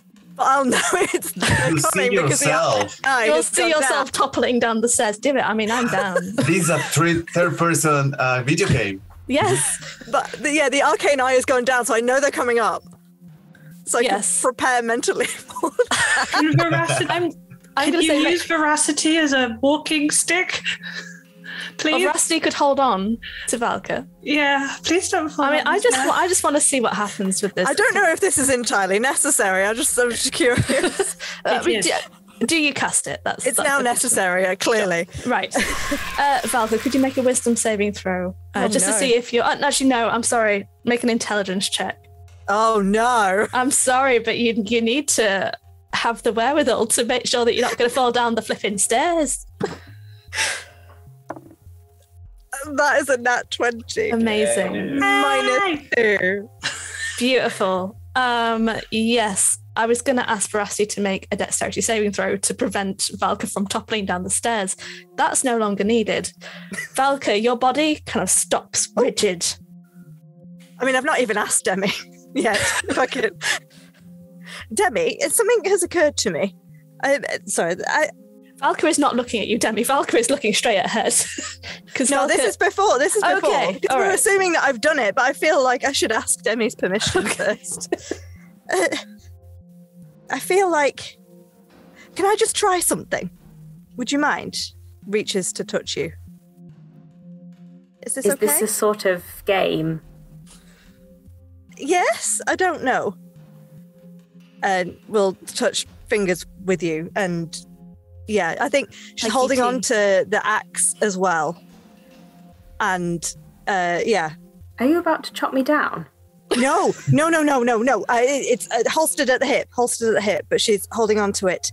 And I think you just hear a little click, like a crack, and I can suddenly see everything that you can see. I'm not sure I'm all right with that. Okay, Hang on. Are you okay with that, though? Oh, no. Demi, stops and just, stares at you in basically panic. What? It's okay. It's okay. No, I just wanted to try to see if this might work. You have to use her magic? Well, I suppose not. No, I just thought that if you could see further along, I can stand at the front of the group, and then I can also see further along, and then we're a bit more ready. But if you think, then I don't have. No, you're right. It's I shouldn't. Okay. I don't mind you seeing. I just don't like the sound of porcelain cracking. No, I don't. I'm sorry. I realised I'd sort of got used to it, and I shouldn't have. Oh dear. I think. Did you actually pull your hand away? No, just once it happened, was like, oh god. Yeah. So it has actually happened. Yeah. Okay. Well, this is very. How do you see like this? How do you focus like this? This is a lot to be taking in at once. Practice. Okay. The eye is sort of on top of the normal vision, so you can see what's happening there, but also here. I can see myself. This is very strange. If I look at you, you can see you and also the stairs. Oh gosh, do I look like that? Right. Yes. Okay. Practice begins now. Sort of reaching around to steady yourself and okay. Here we go. I think Valka will see the change on her hair. That's true. Yes, Valka, you'll see specks of brown returning. That happened. Well, at some point during the fight, presumably it wasn't like that before. You did some magic, and then it happened. De-aging magic is really quite fascinating. I suppose we could study you and find out. Would you mind if I chopped some of it off? De-aging? Oh. I suppose so. Maybe don't leave it clumpy and sticking out. Right, I'm imagining it's like a reverse rogue at the moment. Yeah, Debbie just cuts off like a whole chunk of hair here. Oh, I'll take like a tiny bit off the end. Put it in a vial. Oh, and in return, I'll give you a fingernail. There you go. Oh, thank Thank you. Gifts. Thank you. Okay. That's very kind of you, Sunshine. Okay. I'll pop that in a pocket. Shall we? The arcane eye drifts slowly down the stairs. As Valka, you watch yourself stop before the stairs start. The arcane eye drifts through, again, this very clinical, cold metal corridor that proceeds, but you notice that this one seems to have doors, open metal doors, with those sort of like the vault kind of wheels on, like a locking mechanism, but they are all open. So Demi's eye sees that, and Valka sees that. Which way do you think we ought to be going? There's lots of them. Looking in through the eye, they seem to be separate rooms, but the tunnel does keep on going. Well, you could just send the eye into each room and see what it sees.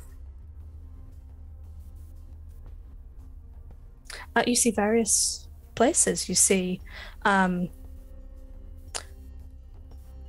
like they are wiped clean. One looks like a training room with a chalkboard wiped on the wall. There are desks and chairs kind of pushed to either side of the space. One looks like a bedroom, but none of it is luxury like the hotel that you've been in. Again, clinical, practical, metal bed frames, thin mattresses, stripped of sheets, no wardrobes, no decoration. Like a weird sort of hag spy academy. Is that Maybe something? a legacy of the foundation? But why would they train down here? They've got a school up there. Is there anything like to be found in the rooms if we just pop in and have a quick poke around?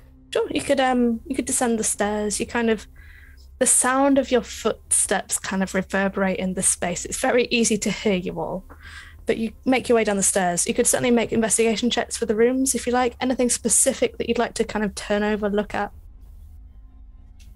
Is it possible to look at the blackboard and see what was there previously? Like some sort of weird scribbling on the paper. Sure, make an investigation check. Okay. I am going to use guidance. It doesn't matter, it's a natural one. Is anyone helping?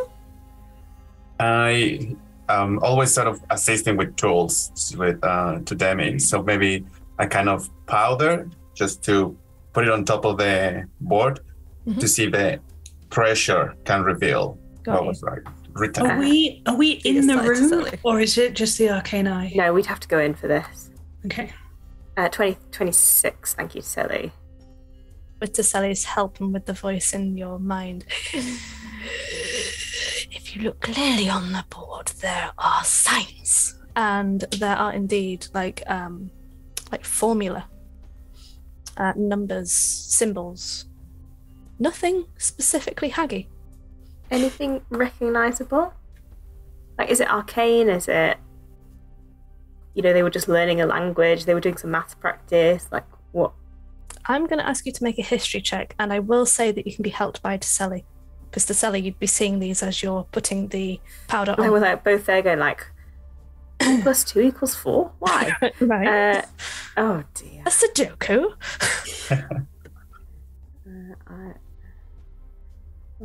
That's a 19 with guidance. 19 with guidance.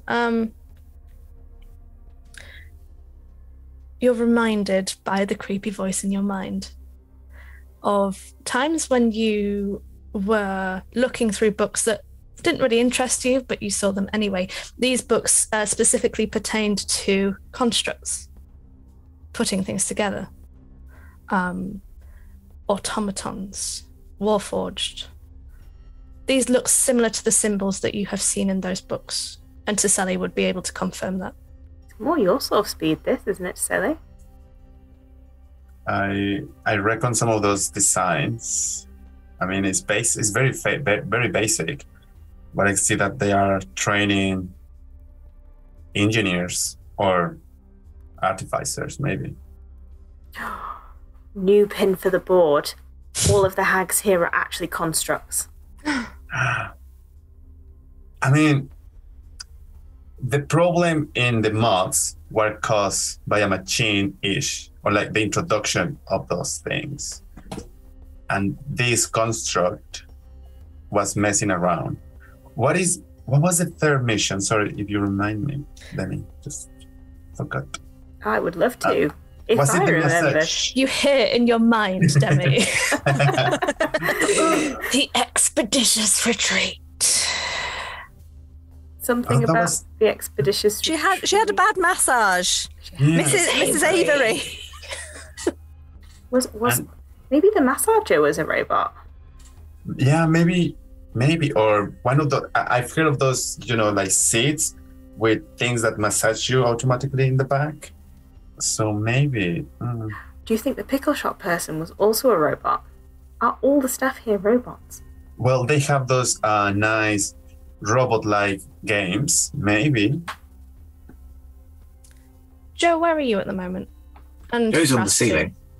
Joe's on the ceiling. Veracity, what's going on with you? I think she's just outside the door in the corridor. She can't help with clever decoding puzzle things. She's keeping an eye for bad, scary things. And Valka, what's your body doing? I think it stood there in the corridor as well. I think it's all a bit overwhelming, actually. I think she's trying to focus on what the arcane eye is seeing, but is very distracted by this conversation and what Demi is looking at on the board, which she understands very little of.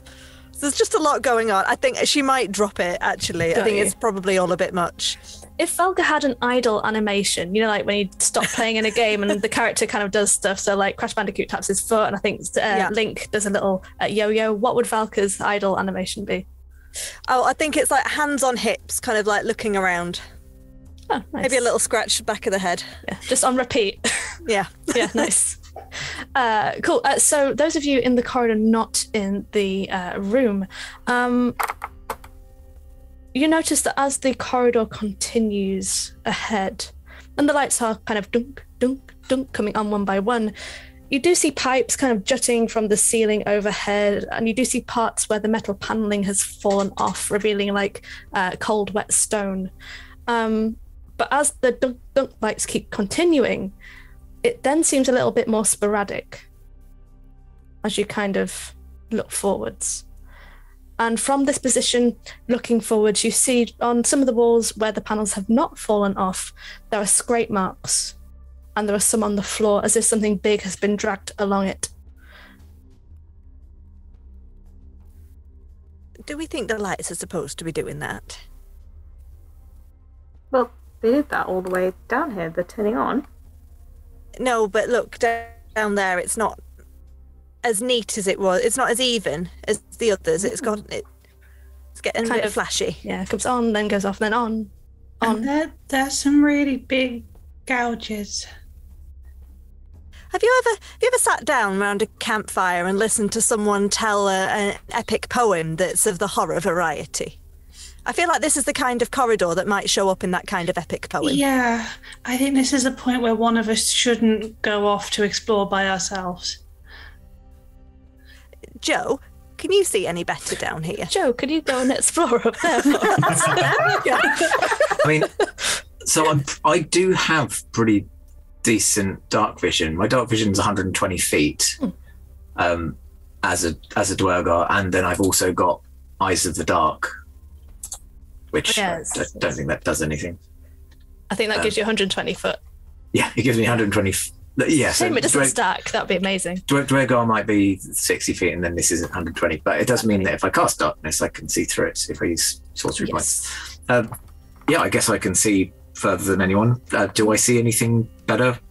What do my dwarf eyes see? you would be able to make out. So when dark vision turns on, it's like that 90s security camera vision. That's how I see it. You would certainly be able to make out that these scrapes appear to have like rust in them. They are old.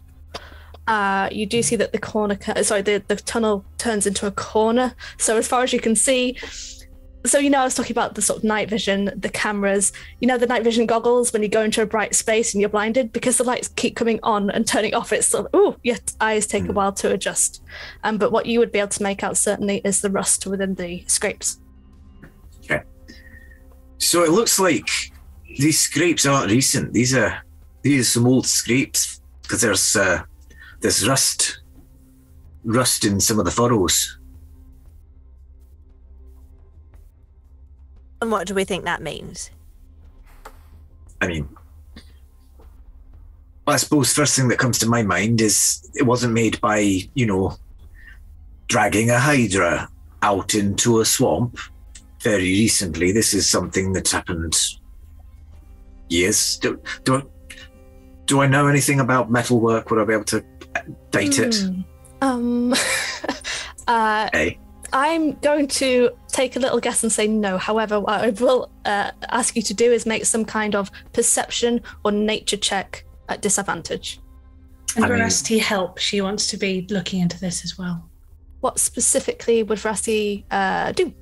She doesn't understand metal, but she does understand claw marks and teeth marks and that kind of thing. So she's going to see if she can ascertain what it was, how big. Yeah, of course. The Silly will also assist. Oh my god, you're all three in this corridor, and you're all looking at it. I guess in my alchemist toolkit, there is some sort of liquid that helps taking out rust. This is Imagination Land, Ali, so yes, there is. So just pass it to Joe and say, like, let's see how much does it take to remove it, and maybe we can make some inferences. Does it work if Tiseli's actively helping Joe if Veracity just goes off and looks at a different scratch and makes her own check rather than... Yeah, sure. We'll go for a nature check for Veracity, and then we'll go with the helping of Joe. I'd go for... I've got a better modifier in perception, so I'll go that. Can it be survival? Because she's specifically trying to work. I guess so, yeah. This is, this isn't Alien, but it's kind of that survival of what has just come through this corridor in Alien. Yeah. Even with advantage, I've only got a 12. 12, hard to say, Joe, I'm afraid. Could have been a week, could have been a month, could have been a year. Hard to say.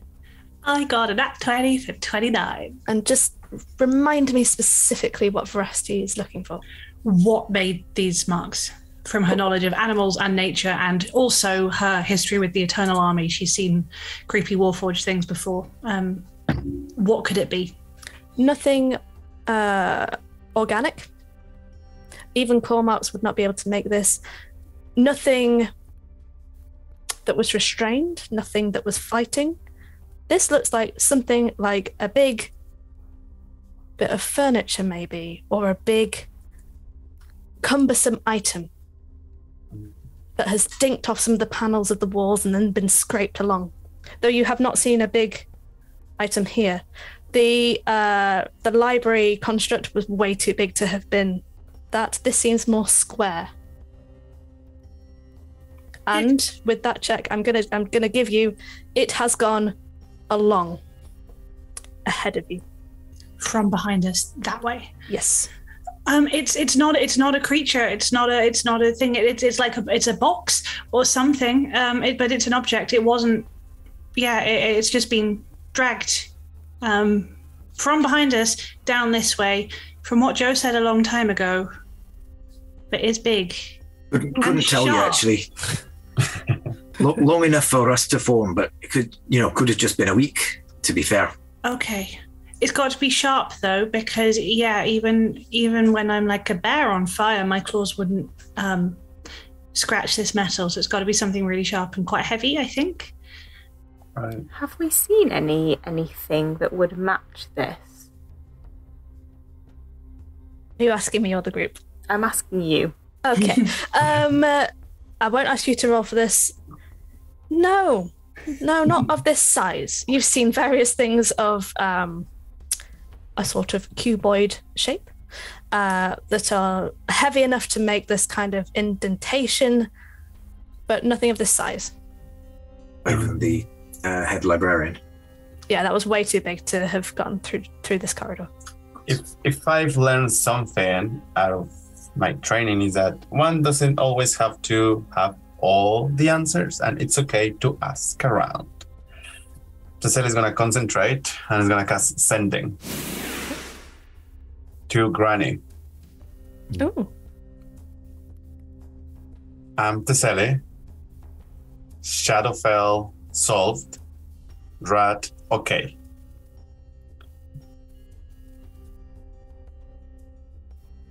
Now in Feywild, Hag Academy, Underground, what the hell, monsters, sisters, help me, please. Kisses. I love that. What the hell is one word? It's actually WTF. There's a bit of pause, then a response. Oh, Giselle, love. It's been a while. I'm glad to hear about Rat. She's still talking like she's on the phone, like she's way too loud for this conversation. I'm glad to hear about Ratty. I'm doing very well. I'm sorry to hear about your problems. Are you still wearing those lovely shoes and that nice dress? Anyway, me and Mr. Nutman... And then she cuts off. Yeah, that didn't work. That didn't work. Well, we could always just go down the corridor and see what we see. Yes. It was a while ago. If it was a while ago, it might be gone, or we don't know that it was unfriendly. Maybe it just didn't like walls. Unless it's something deeply terrifyingly corrupting that just Verity doesn't know the word necrotizes, sort of destroys and rusts everything that it touches, and actually the scratch marks were only made yesterday and it's waiting for us right down there. That is a terrifying thought. Thank you. I was just thinking that they could have locked someone inside the box and then be dragging it out. I love how Demi always takes these to such a nice level. I love the level that we go to with Demi. And it's said with such serenity. I adore it. Is there anything else you wanted to look at here, Demi, before we carry on? Is there anything else worth looking at? Not really. But it's quite informative. These rooms look intentionally stripped. They look intentionally like they have been cleaned of anything that was here. Did not want people to know what had been here. And if Giselle had not brought the fingerprint dust, we would be in trouble. Emma has been watching too much true crime TV. Shall we go? Staring at chalkboards is very boring. Only because you can't see what's on it. Yes, and I can't understand what's on there, even if I could see it. But also, I'm very bored. Can we go fight a monster?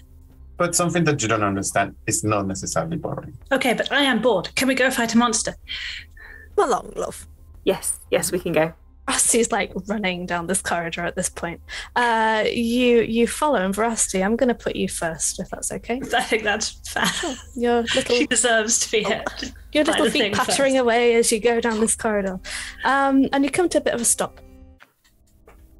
Because the topology of the corridor seems to have changed. There's a slight difference. There are a set of 8 small, round red gems, about 1 inch in diameter. They are lining both sides of this windowless wall as you've turned a corner away from the party, and you've come across this. They stretch over 50 foot, and then another corner to the right happens. They are at random intervals. They're not all in a straight line. There's some right near the ceiling, some near the floor, some halfway, some... It's very random. The rest of you watch Rusty come to a stop. Does she though? This is the question. Can I make a wisdom save to see if Rusty Whatever save you like. If she bothers. I mean, that was a 19 on the dice, and I have a plus 10 wisdom, so yeah, probably fine. She's sensible. She stops. All of you arrive to Veracity, who looks a bit disappointed at her common sense. Did you find the monster? Did you kill the monster? What is a monster? No, I found personal growth, and it's really boring. Look, shinies. Oh. Do we think good shinies, bad shinies? We could send Shadow or Swifty to find out. No. I mean, Shadow has, unless in Shadow Cat form, has no actual game functions. So Shadow is just fluff. Can I outside of combat? Detect magic, please? Of course you can, yes. Demi, you begin to cast Detect Magic. You can tell that each one of these gems is glowing. The School of Magic specifically, I'm going to say Evocation. Mm-hmm. And they all seem to have their own individual magic source. Can I throw something from my pack at one? Of course. Tell me something random that you're going to throw from your pack. I know. I've got all sorts of things. Yes. I've got a mace. Sure. What are you doing with a mace? Look, technically I am also a cleric, therefore True. I have a mace. Yes. I'd like to think it was a mushroom at one point, but it's like since sort of solidified. I think it's like one of my boots, if I took it off, is a club, and I'm going to do that, and I'm going to whack the... Not the boots, not the fabulous, fabulous boots.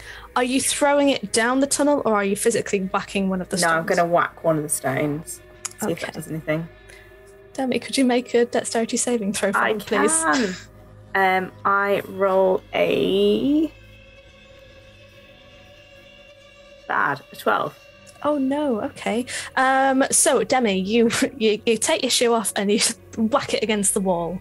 As this happens, the rest of you see lightning emit from this gem in the wall, all the way down the shoe through Demi's hand. Is it a spell?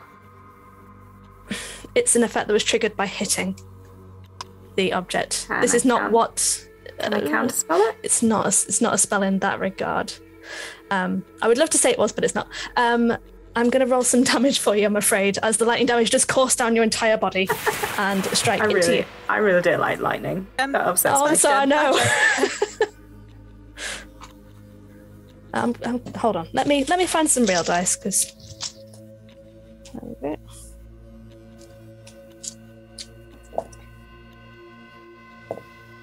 $15 points of lightning damage to you, Demi. As a literal sharp shock to the system goes over you. The rest of you watch as that occurs. Is it still glowing? It is not. It is smashed. Oh, good. Well, I fixed one. Oh, okay.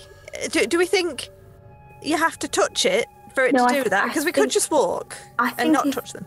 If you didn't touch it, it probably would just throw lightning at you as you walked past it, but you could try. The lightning was red, just to give you that flavour. It was red lightning. I'm going to take out one of my javelins. Okay. One of my pocket javelins. Okay. and just throw it. Well, these are javelins that are not like, I don't know where you put them, but they're there. They're in my backpack. They won't ask. Just to confirm, in total there are 16 of these gems, so if you're going to go for 8 on either side. Okay. But sure, you can certainly roll to hit. Well, I wasn't rolling to hit one of the stones. I was going to throw it down through the corridor, like down the corridor. Amazing. You don't need to roll. You can do that. That's easy, right? Great. Thanks. Yes. You chuck the javelin, pocket javelin. Yes. And one by one, the stones where it passes. So you throw in a slight arc, and these stones do kind of sporadically go up and down the wall. The ones that it passes from each stone, there comes a red beam of lightning. In a line. And then they fade. Are they glowing at all anymore? They are still glowing. Still magical. Okay. Do you think they would still boop you with lightning if we were made of gas?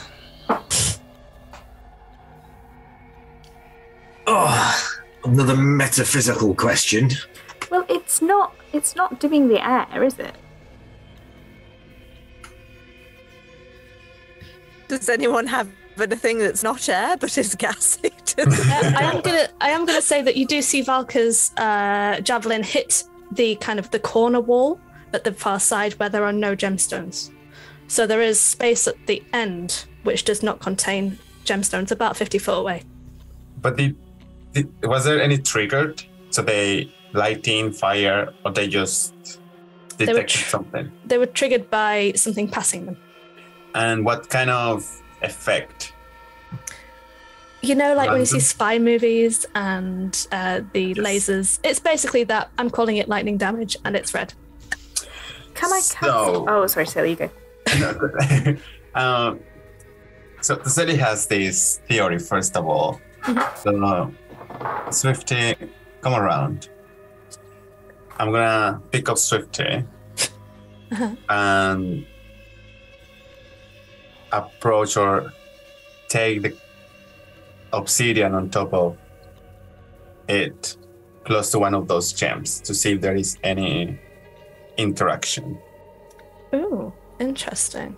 I'm going to roll to see what happens. The obsidian lifted aloft by Taselli on top of Swifty's head just before it meets with the stone. The beam of light extends and is refracted upwards from the obsidian.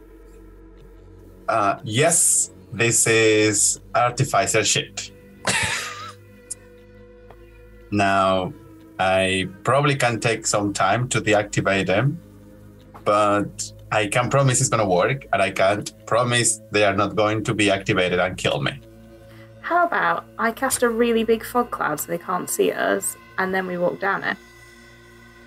I mean, I'm also thinking that I could take one of you with me on a dimension door trip.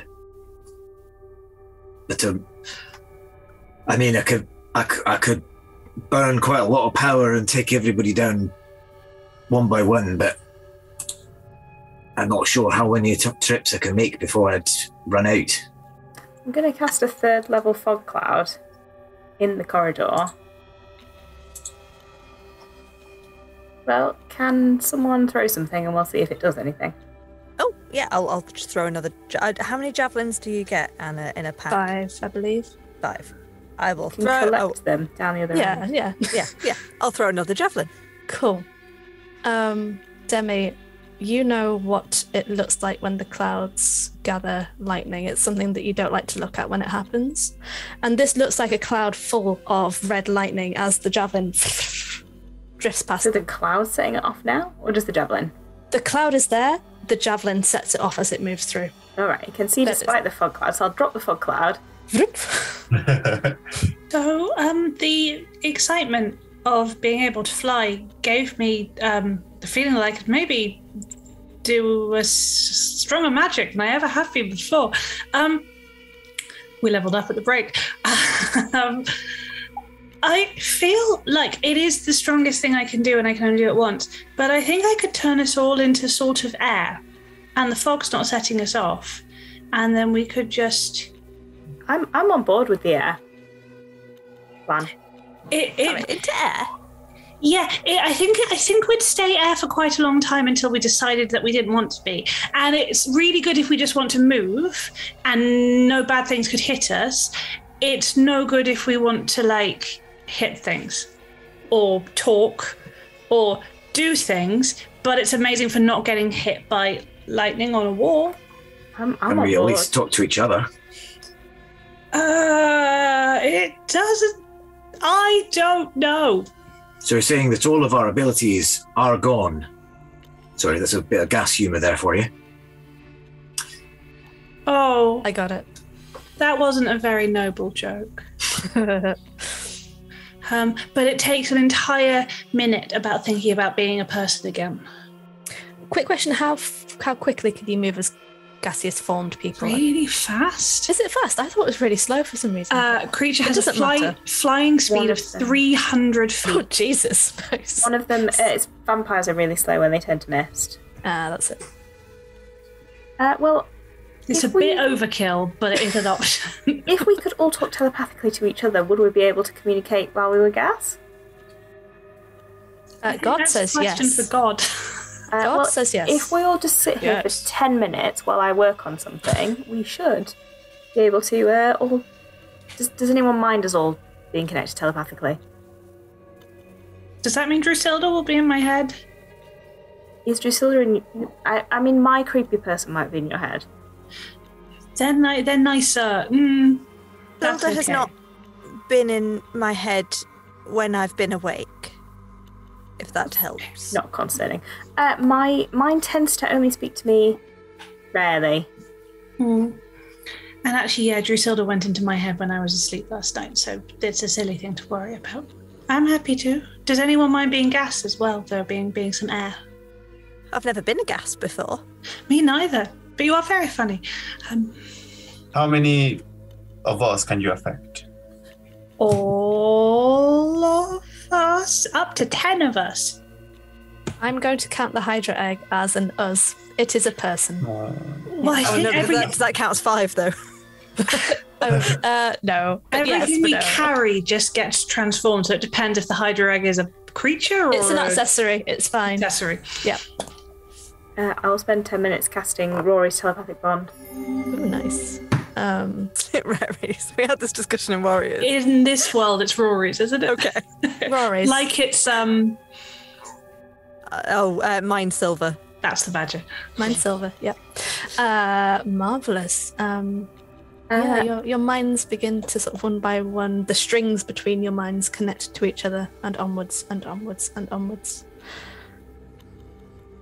Rusty thinks boo really hard. Oh, well, this is strange. Theoretically, we never need to talk aloud again. Is everyone ready to be a cloud? Do we need to do anything to prepare? Yes. Yes, there's a very important ritual that you all have to do. If everyone could squat on one foot. Can I insight check this?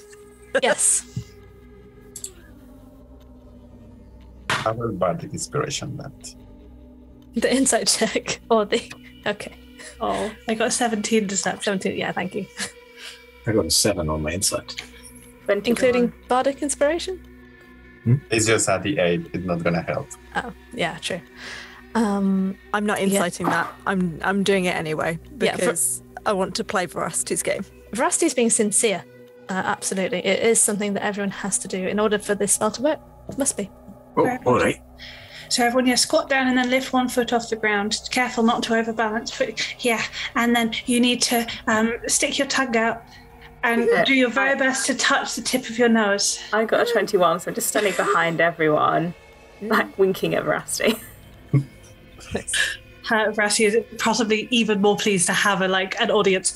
And then with your tongue touching your nose, you have to say Veracity is the best and the funniest and the coolest. What if I can't put my tongue to touch my nose? It's the effort that counts. Tiseli, what's your intelligence? 5. Plus 5. No, plus 3. Plus 3. What's your score? Your 16. 16. I feel like at this point you're beginning to think that this might not be. I mean, I'm a expert caster, and I don't think magic nothing like this that. is ever. I mean, people seem to be doing it, so I guess you start joining in. But then, yeah.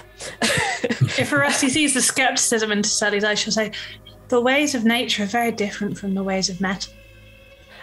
Swifty is attempting to do this as well, Veracity, just so you know. Swifty is attempting, but kind of teeters and is beginning to fall because of the 1 foot thing. He's just going in circles.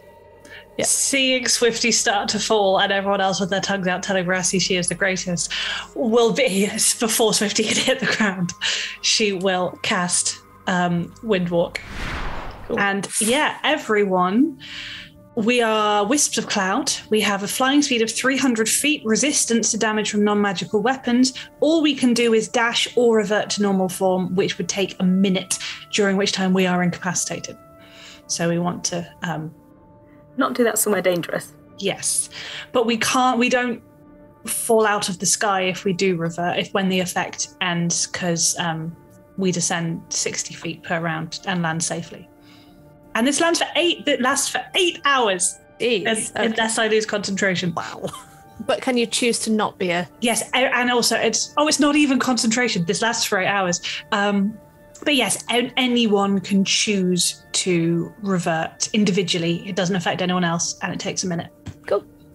For those who are clever and can work out maths, you can tell me, maybe in Twitch chat, how quickly 50 foot will be travelled if you can move 300 foot. 10 seconds? And yeah. Anyway. In 6 seconds, isn't it? 300 foot in 6 seconds. If it's it's not a minute. It's 300 foot in 6 seconds. So the distance. So 1 second. You move past these lasers. Looking around the corner, you see another set of these lasers there, which I'm going to guess you. How is your dark vision affected by this spell? I'm guessing it's not, but I just need to know. Are you asking me? Yeah, I guess. I mean, if you're a gaseous form person, I guess you still have your traits. Unless it specifically says you don't have it, usually you just keep it. Cool. Can't see in the dark. I am the dark. I am the night. Probably the only thing would be that the only action we can do is dash.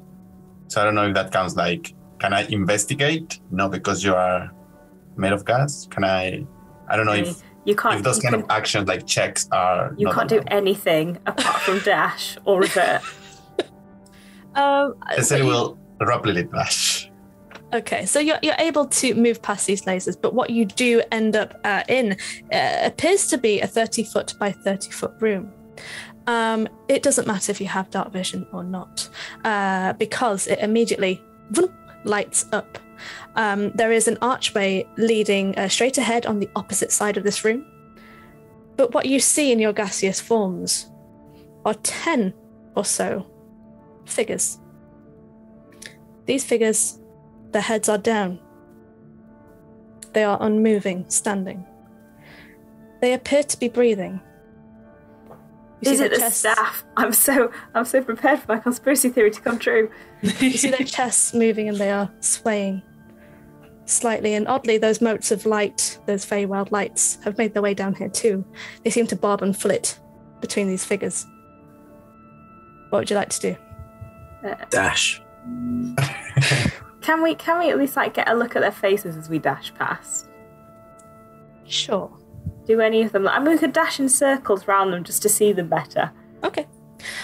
Yeah, of course. One of them, I'm going to say the one Demi is going around, looks identical to the lady with the red hair and the green beret that you saw on your first day here at the resort. Celia. They are robots, Demi. Her eyes are open and her head moves, aware that something is zipping round her. I was right! Her mouth opens, but instead of words, the girl from Ipanema plays. Her eyes do not blink. That's concerning. I don't like it. You see various other staff members. I'm guessing the rest of you are kind of zipping around the others. Some from the reception desk at the hotel, some from the restaurant. They all begin to kind of awaken as they sense something there.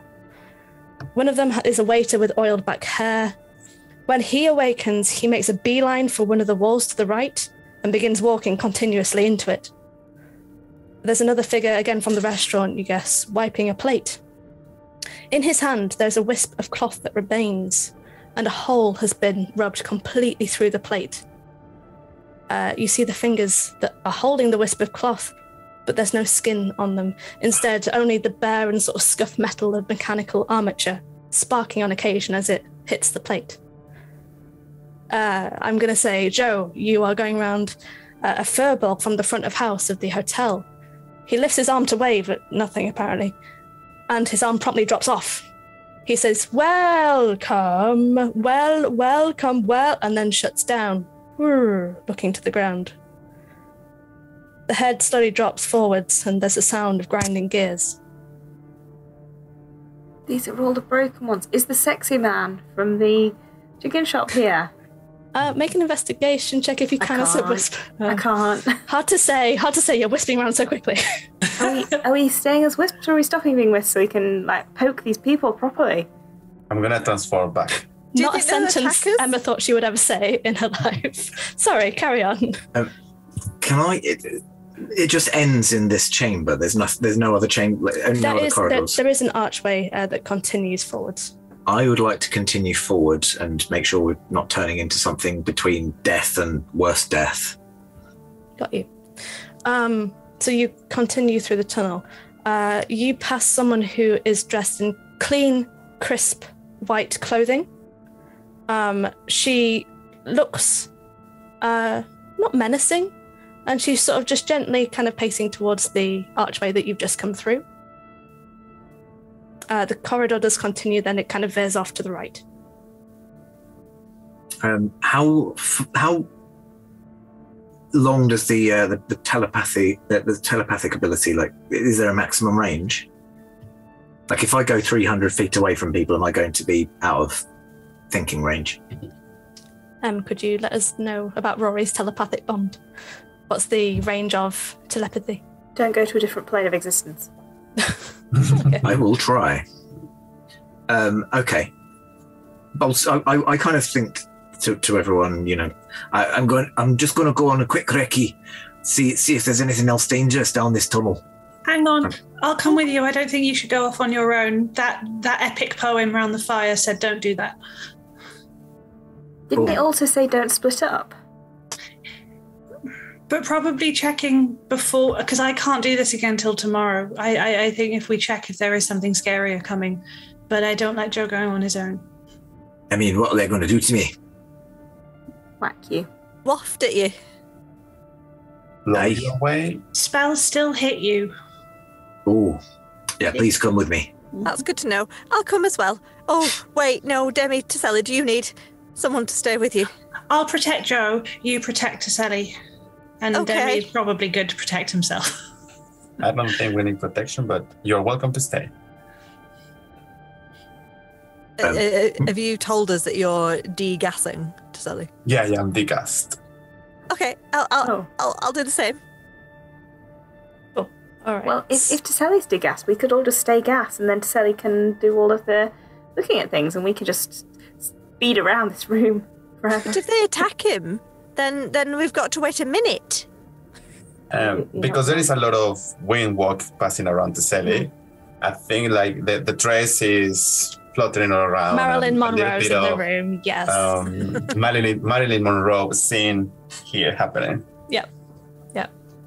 Definitely. So I think, Valka, you've demystified yourself, I think. So currently we have Valka and Taselli not missed. Demi's still in the same room. Just whizzing. Vroom, vroom, vroom.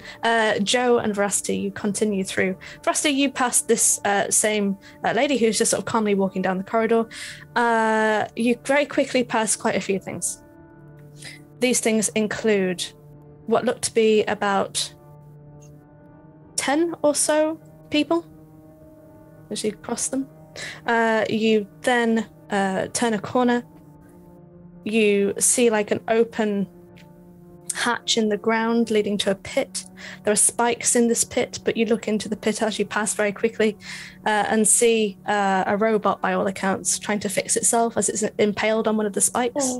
You keep on going, passing about 20 or so people just cluttered in this corridor, and eventually reach a junction. Right, what do you think? Left or right? The junction, you can see there's a glass door at the very end. Above the glass door, there is a sign. I don't know how much I can tell you that you can make out in gaseous form. Can I tell you what you see? We don't lose any of our senses. Okay, cool. That's fine. I believe. Cool. Awesome. So, yes, you are able to see letters on this sign. MR dot. Next line. C space. Lots of the letters seem to be rubbed out, removed. And then underneath that, the letters OFF. that's above a glass door with a bright sort of pink light emanating from it. To the left, there is a plaque with an arrow pointing to the left. The plaque reads Expeditious Retreat. To the right, there's another plaque with the arrow pointing to the right, which reads Theatre. Ooh. So does it look like left and right are our ways out? And Mr. Cough is through that door? C and off are on different lines, right? Yes. So Mr. C off. Do you think that off is the first part of the word office, and then C is the first part of a name that?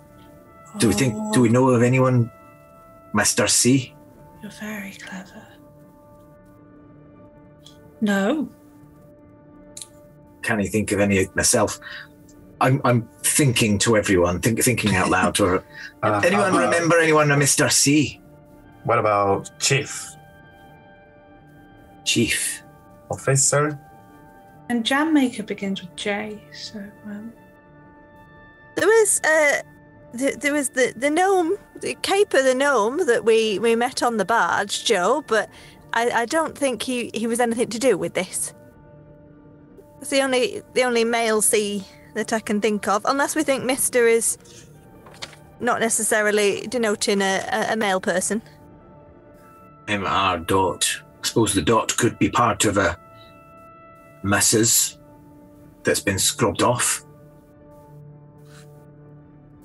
So we probably shouldn't. I mean, I really want to go open the door. We probably shouldn't open the door without waiting for everyone else. Surely you can just squeeze through one of the gaps. I was gonna say, you should just be able to go through it, surely.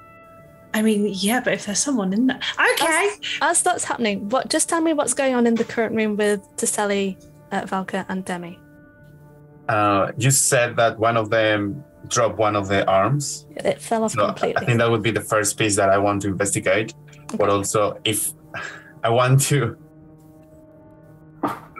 Yeah, I think Tiseli wants to find out if what is the energy that is powering these things? Or what is the source of power? Sure. Roll an investigation check, please. Valka, can you see if any of them are the chicken shop man? I'm going to look and see if it's the sexy man. You don't need to roll for that, Valka. You do not see the sexy man. No, all of these people... Sorry. Sorry. Okay, all of these people are dressed similarly. They appear to be the staff of the resort, not so much shop owners. I think they're more likely to be the receptionists and things like that. I would like to... None of them are... They've not suddenly creepily heads turn, look at us to try and attack or anything like that. They don't really seem very aware of their surroundings. Okay. I wanted to go over... I know, Ali, you've just rolled. I wanted to go over and turn the one that was running into the wall, try and turn it to see if it just carries on running somewhere else. And it does turn to your sort of shoving, and it continues going the other direction and crashes into another wall and keeps going. Oh dear. Ali. 12. What power source specifically powers these? They seem self-powered, though whatever source it is failing with these. And could I identify any... So, I would assume this, but I think it's a good element. Probably we artificers, we always have our signature, mm-hmm. Or our, when a painter finishes, they sign the work. Mm-hmm. Could I find something to recognize the work of this? Go ahead and roll another investigation for me.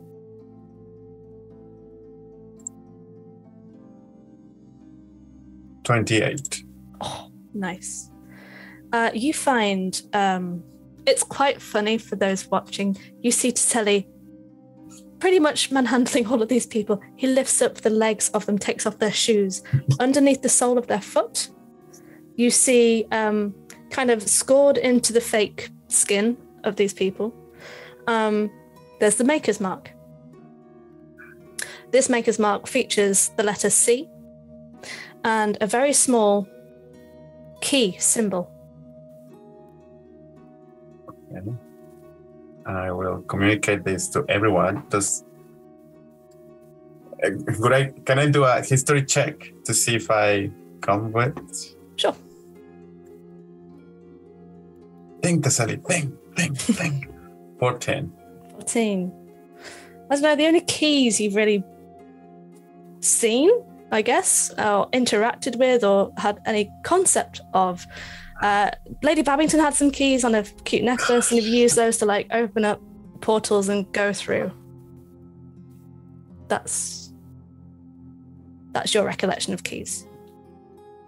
C, no idea what the C means, but to everybody, I have some clues here, but nothing definitive. I think we should continue. Do you mention the C at all? Yeah. Yeah. And the key, yeah, everything. Do we think that is something to do with the office? You were asking about C. People named C. Joe. Hey, someone by the name of C. And then if the symbol is a key, is it... I mean, when Taseli's thinking, does this telepathic link kind of show us what the symbol is without having to describe it? Yes. Yes, you'd be able to see is it a key that looks like it could be made up of an O and a couple of Fs put together if a graphic designer was feeling particularly cheesy? I love your brain. I love where that goes. Technically, yes, but not for that reason. So he's going there. Yeah, no, I love it. I wish I was clever enough to think of that, but no, not specifically that. But yes, I guess it could look like an O and an F. Sorry. Cool. No. I was just going to say, as all of this conversation is happening, this is something that Joe and Veracity, you have moved beyond. Those of you still in the current room, there's a jingle playing, and it's emitting from a young Triton woman wearing a clean white robe, and she's standing in the archway that Joe and Veracity have moved through. Her hands are clasped, and she tilts her head as she sees the solid people in this room. Hello, welcome to the massage therapy area. Please, may I take your names? Oh, hello. Run. Oh, my name is Celeste. Run. Emphatically and faster than should be possible. She moves her hand to her name badge.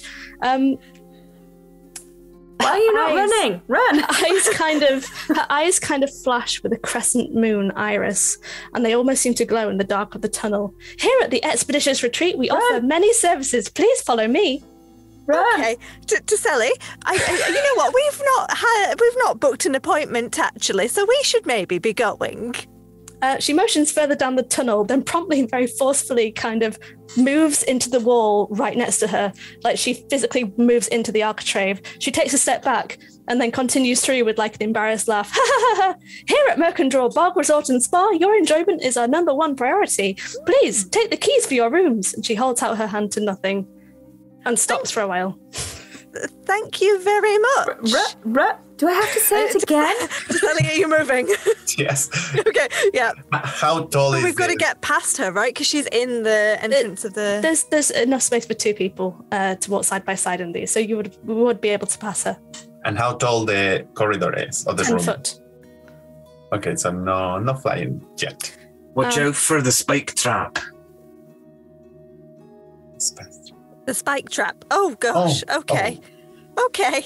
I will whiz ahead and find the spike trap. And then just hover in front of it like, this is the spike trap.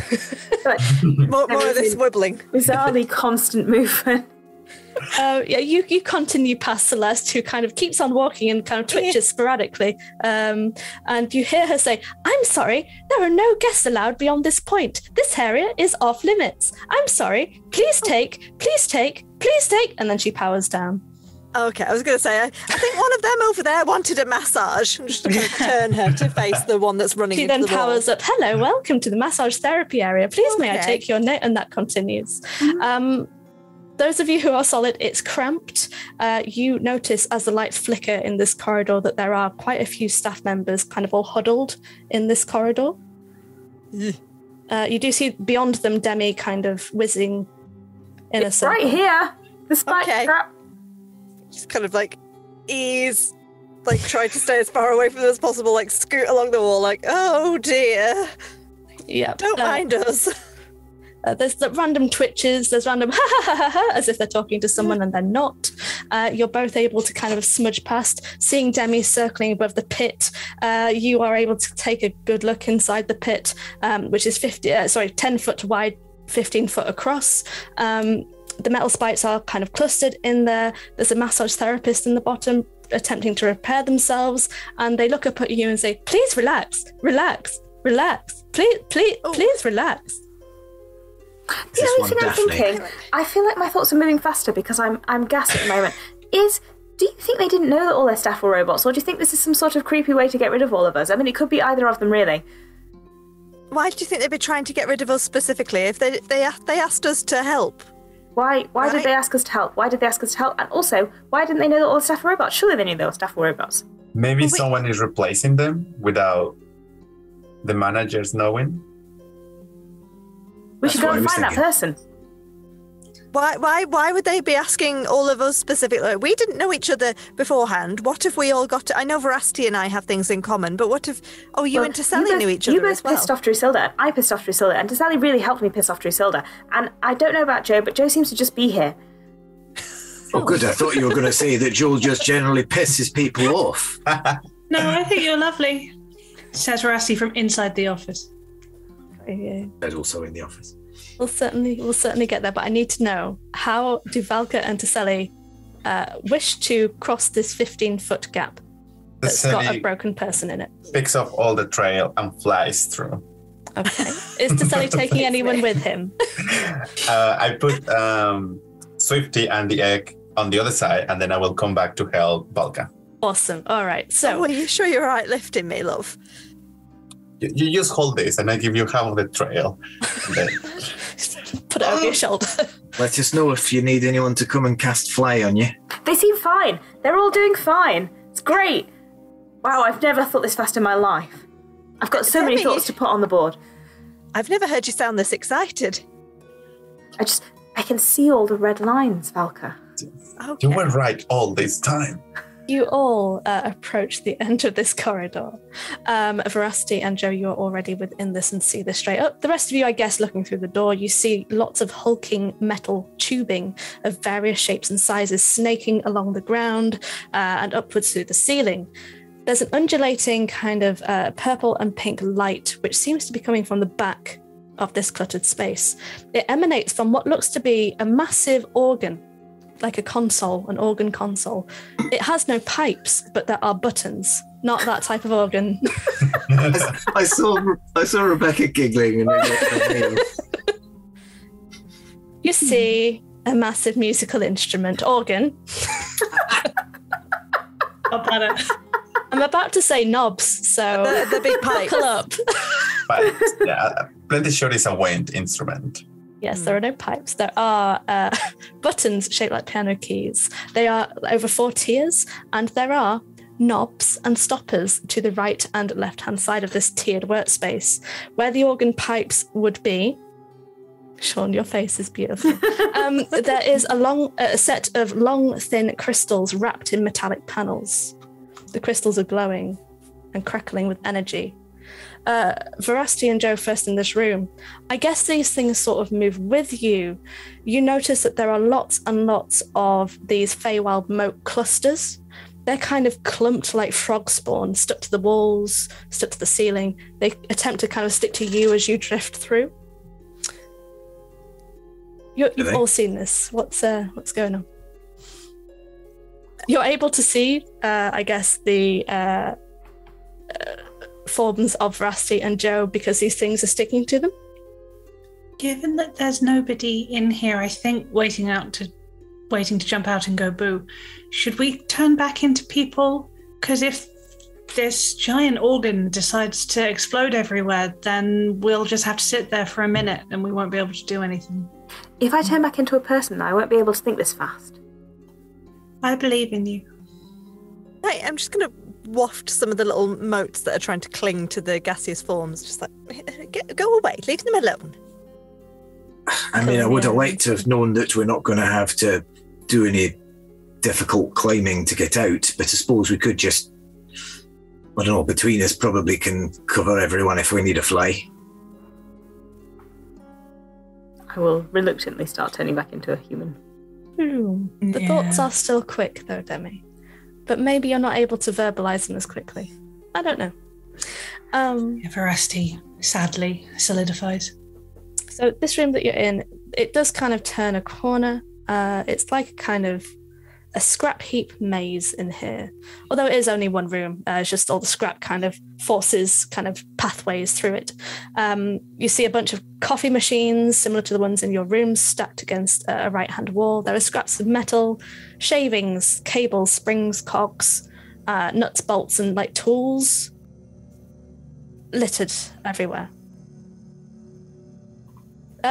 Passive perceptions that were high. We had Demi and Veracity. You see I'm on 17. Oh, and Valka, hey. You see a tank with lots of multicolored algae, like a fish tank. This algae is being consumed by very, very small Feywild snails. These small snails have little arms and little legs, and a long anglerfish protrusion which causes the tank to glow. You see them as they open their mouth to eat the algae in these massive sort of anglerfish teeth. Ooh. Eat, and they kind of scuttle and retract into their shells. What if I put my finger towards the glass? The light dims. Oh. And then it kind of springs at the glass to you. You see the teeth. Okay. So it's like trying to put two and two together. I think this is the larvae or the baby form of the things that we kill first. So this snail, then the snails that I've fought in the Shadowfell, and then the new form. I think we're getting close. You what, the lizard things? Yeah. Oh. So Sally, this seems like your thing. Giant, scary machinery. Do you know what this is here for? Can Swifty tell? You can help me to find the manual. I never seen something like this, or have I? But if you see the manual, that will help. Sally, as you're talking to everyone and you're looking at the fish tank that's got these snails in, which do seem like the baby forms of things that you fought in the past, underneath this you see a pile of sort of circular metal objects with a symbol scored into them. These are rune stones, and you have definitely seen rune stones before. Are they the ones that I tried to blow into? You blew into a snail shell which had a rune stone wedged into it. Whatever you do, don't touch that thing. Why not? They tend to explode or to create steam. They are dangerous. Is there any specific color? Well, in the past I've come across with blues and reds, and those are both dangerous. Blues and reds, both of them. Which means that they are protecting something.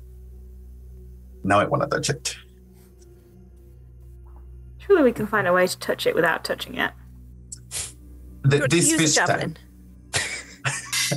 Is it a ball fish or like a massive it's a fish tank? Square tank. It's not that big. The snails are only, 2 inches long.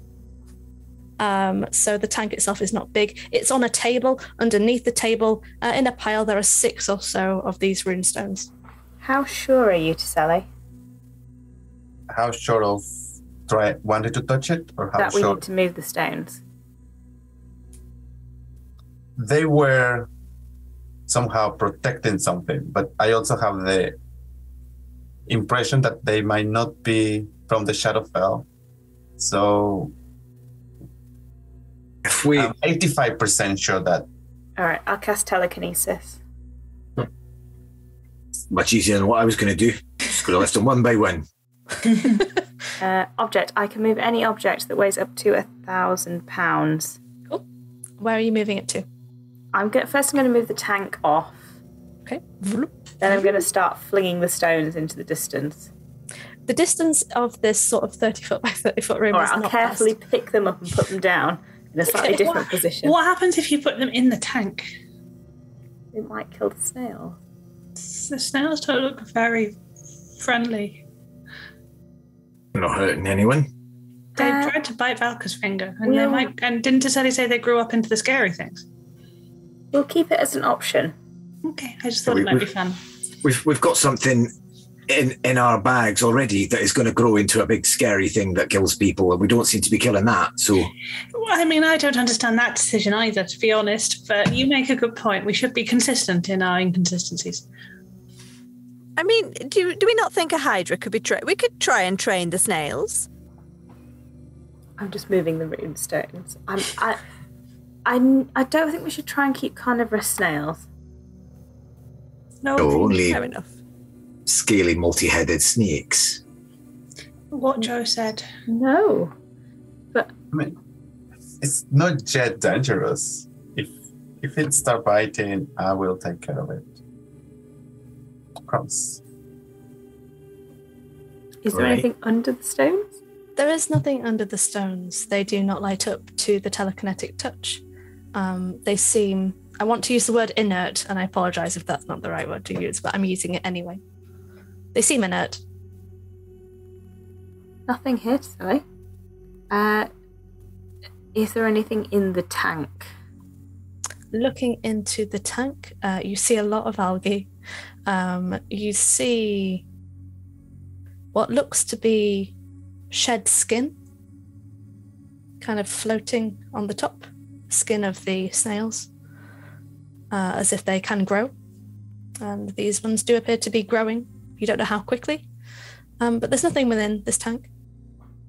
Do we think it's a very bad idea to sit down and press the keys? I think we should. Okay. Can I press the button? Can I? I think we should do it in a methodical way. Let's have a place. I mean, you can press them. Just let me take notes of what each one of them do. Okay. So, Veracity, you approach the organ. Yeah. I'd like to find something on the ceiling that I can hide behind. Okay, there's... Sean, there's a shit ton in here. You can hide behind anything. There are tubes, there are bits of metal. You can certainly find somewhere to hide. Do you want to roll a stealth check just to see how well it goes? I would love to roll a stealth check. Yes. That is... I am rolling absolute shit today. Hooray! 3. You are so hidden. You don't need to go behind that massive thing next to you. You can just duck down. I am the darkness. You're the shadow, you're the night, yeah? I don't know if you realise, Joe, but you just thought that aloud. I am the darkness. Oh. Yes, you are, dear. Can you see my thoughts? I'm lying down on the ceiling now. You sort of like do this like Nosferatu. Do you get up? But on the ceiling or on the floor? Me? Yeah. I'm on the ceiling. Veracity, you know where Joe is. But he is the knight. He is. What do you wish to do? You have the keys in front of you. You have like these stoppers either side. Which area are you going for first? Is it like genuinely like an organ? There's a stool and then the stoppers and then 2 rows of keys. There's 4 rows of keys on this. 4 rows of keys. Does it have pedals as well? Yes, it does. My feet won't touch the pedals. No, they won't. Yeah. I could press the pedals for you if you like. I still have telekinesis for the next 10 minutes. Yes, okay. Veracity will crack her fingers. She doesn't play a musical instrument, but she's gonna crack her fingers and then just sit down and place. She's going to pull out some stops completely arbitrarily, and then place her hands, one on the bottom keyboard, one on the second keyboard, and just whomp. Cool. Sally, you're watching quite avidly at this. You're looking at specifically what's been pulled out. You're making notes. I will roll. She pulls out 4 stops on both sides. 4 slots on both sides. Veracity, I'm going to say let's make a performance check. You're expecting to perform here, so please roll. Oh, she is planning to perform. Let the music flow through me. I kind of want a self-imposed disadvantage, but I'm not going to because Veracity wants to do really well. Hey, that was 16 on the dice, so 18. 18, nice. You do it with a flourish. Your hands go down, but no music plays. The crystals in front of you do glow. One of the tubes kind of makes a creaking noise and then disappears somewhere. At that point, those of you who are not Veracity, Demi, or Taselli, because you're kind of focused on the organ at this point, you see a slight movement near the parchment kind of cluttered in the corner. From that, a scrawny, lithe fellow wearing baggy leather armor. You see like what could be a keyring at his waist that contains no keys. He kind of springs out from the corner. His eyes are sunken, but wild. One eye seems larger than the other. Is it just the eye? Maybe it's the pupils. It's hard to say. If you could imagine Einstein combined with Radagast, that is what you're looking at right now. They've sent you, have they? Well, he slams a button on the wall behind him. You won't be able to get me before you react. Cackling and with a jaunty wave, his feet remain exactly where they were. He vanishes with a flash of his scruffy, long white hair. The floor flips.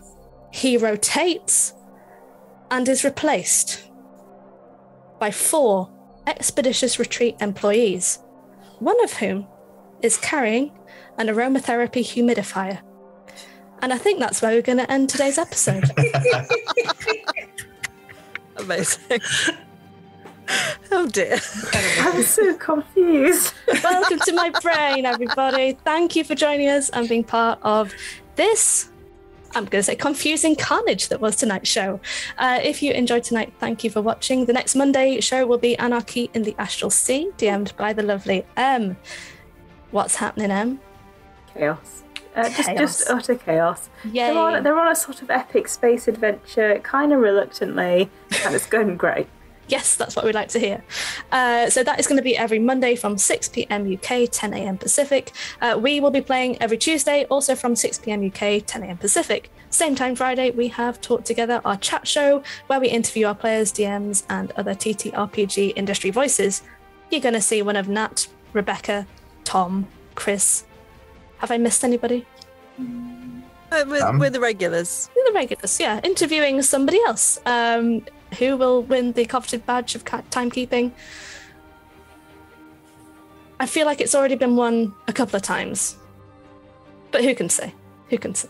It's mine. It's Rebecca's. I occasionally end it out, but it's mine. All of our shows are streamed at twitch.tv/rolltogetherrpg, and you can find all of our content archived at youtube.com/rolltogetherrpg. There are also podcast versions of all of our shows available everywhere. You know what to search for. I'm not going to say it again. Massive thank you to our D20 Club on Patreon. There will be a link in chat now. Do join them. Every penny helps us make the content that we do. They set up a fandom wiki for us, also sorted out a fan Discord. Head over to Amazon as well, because there's some Dice Head merch on there. There are hoodies and t-shirts with art by G. Big thanks again to our sponsors, Hero Forge, Ultra Pro, Elderwood Academy, and our supporters, D&D Beyond, Idle Champions of the Forgotten Realms, Warriors of Waterdeep, Level Up Dice, Alchemy, and Neverwinter. And don't forget, we are all over social media as Roll Together RPG. Thank you for watching. Have a good week, and we will see you soon. Bye.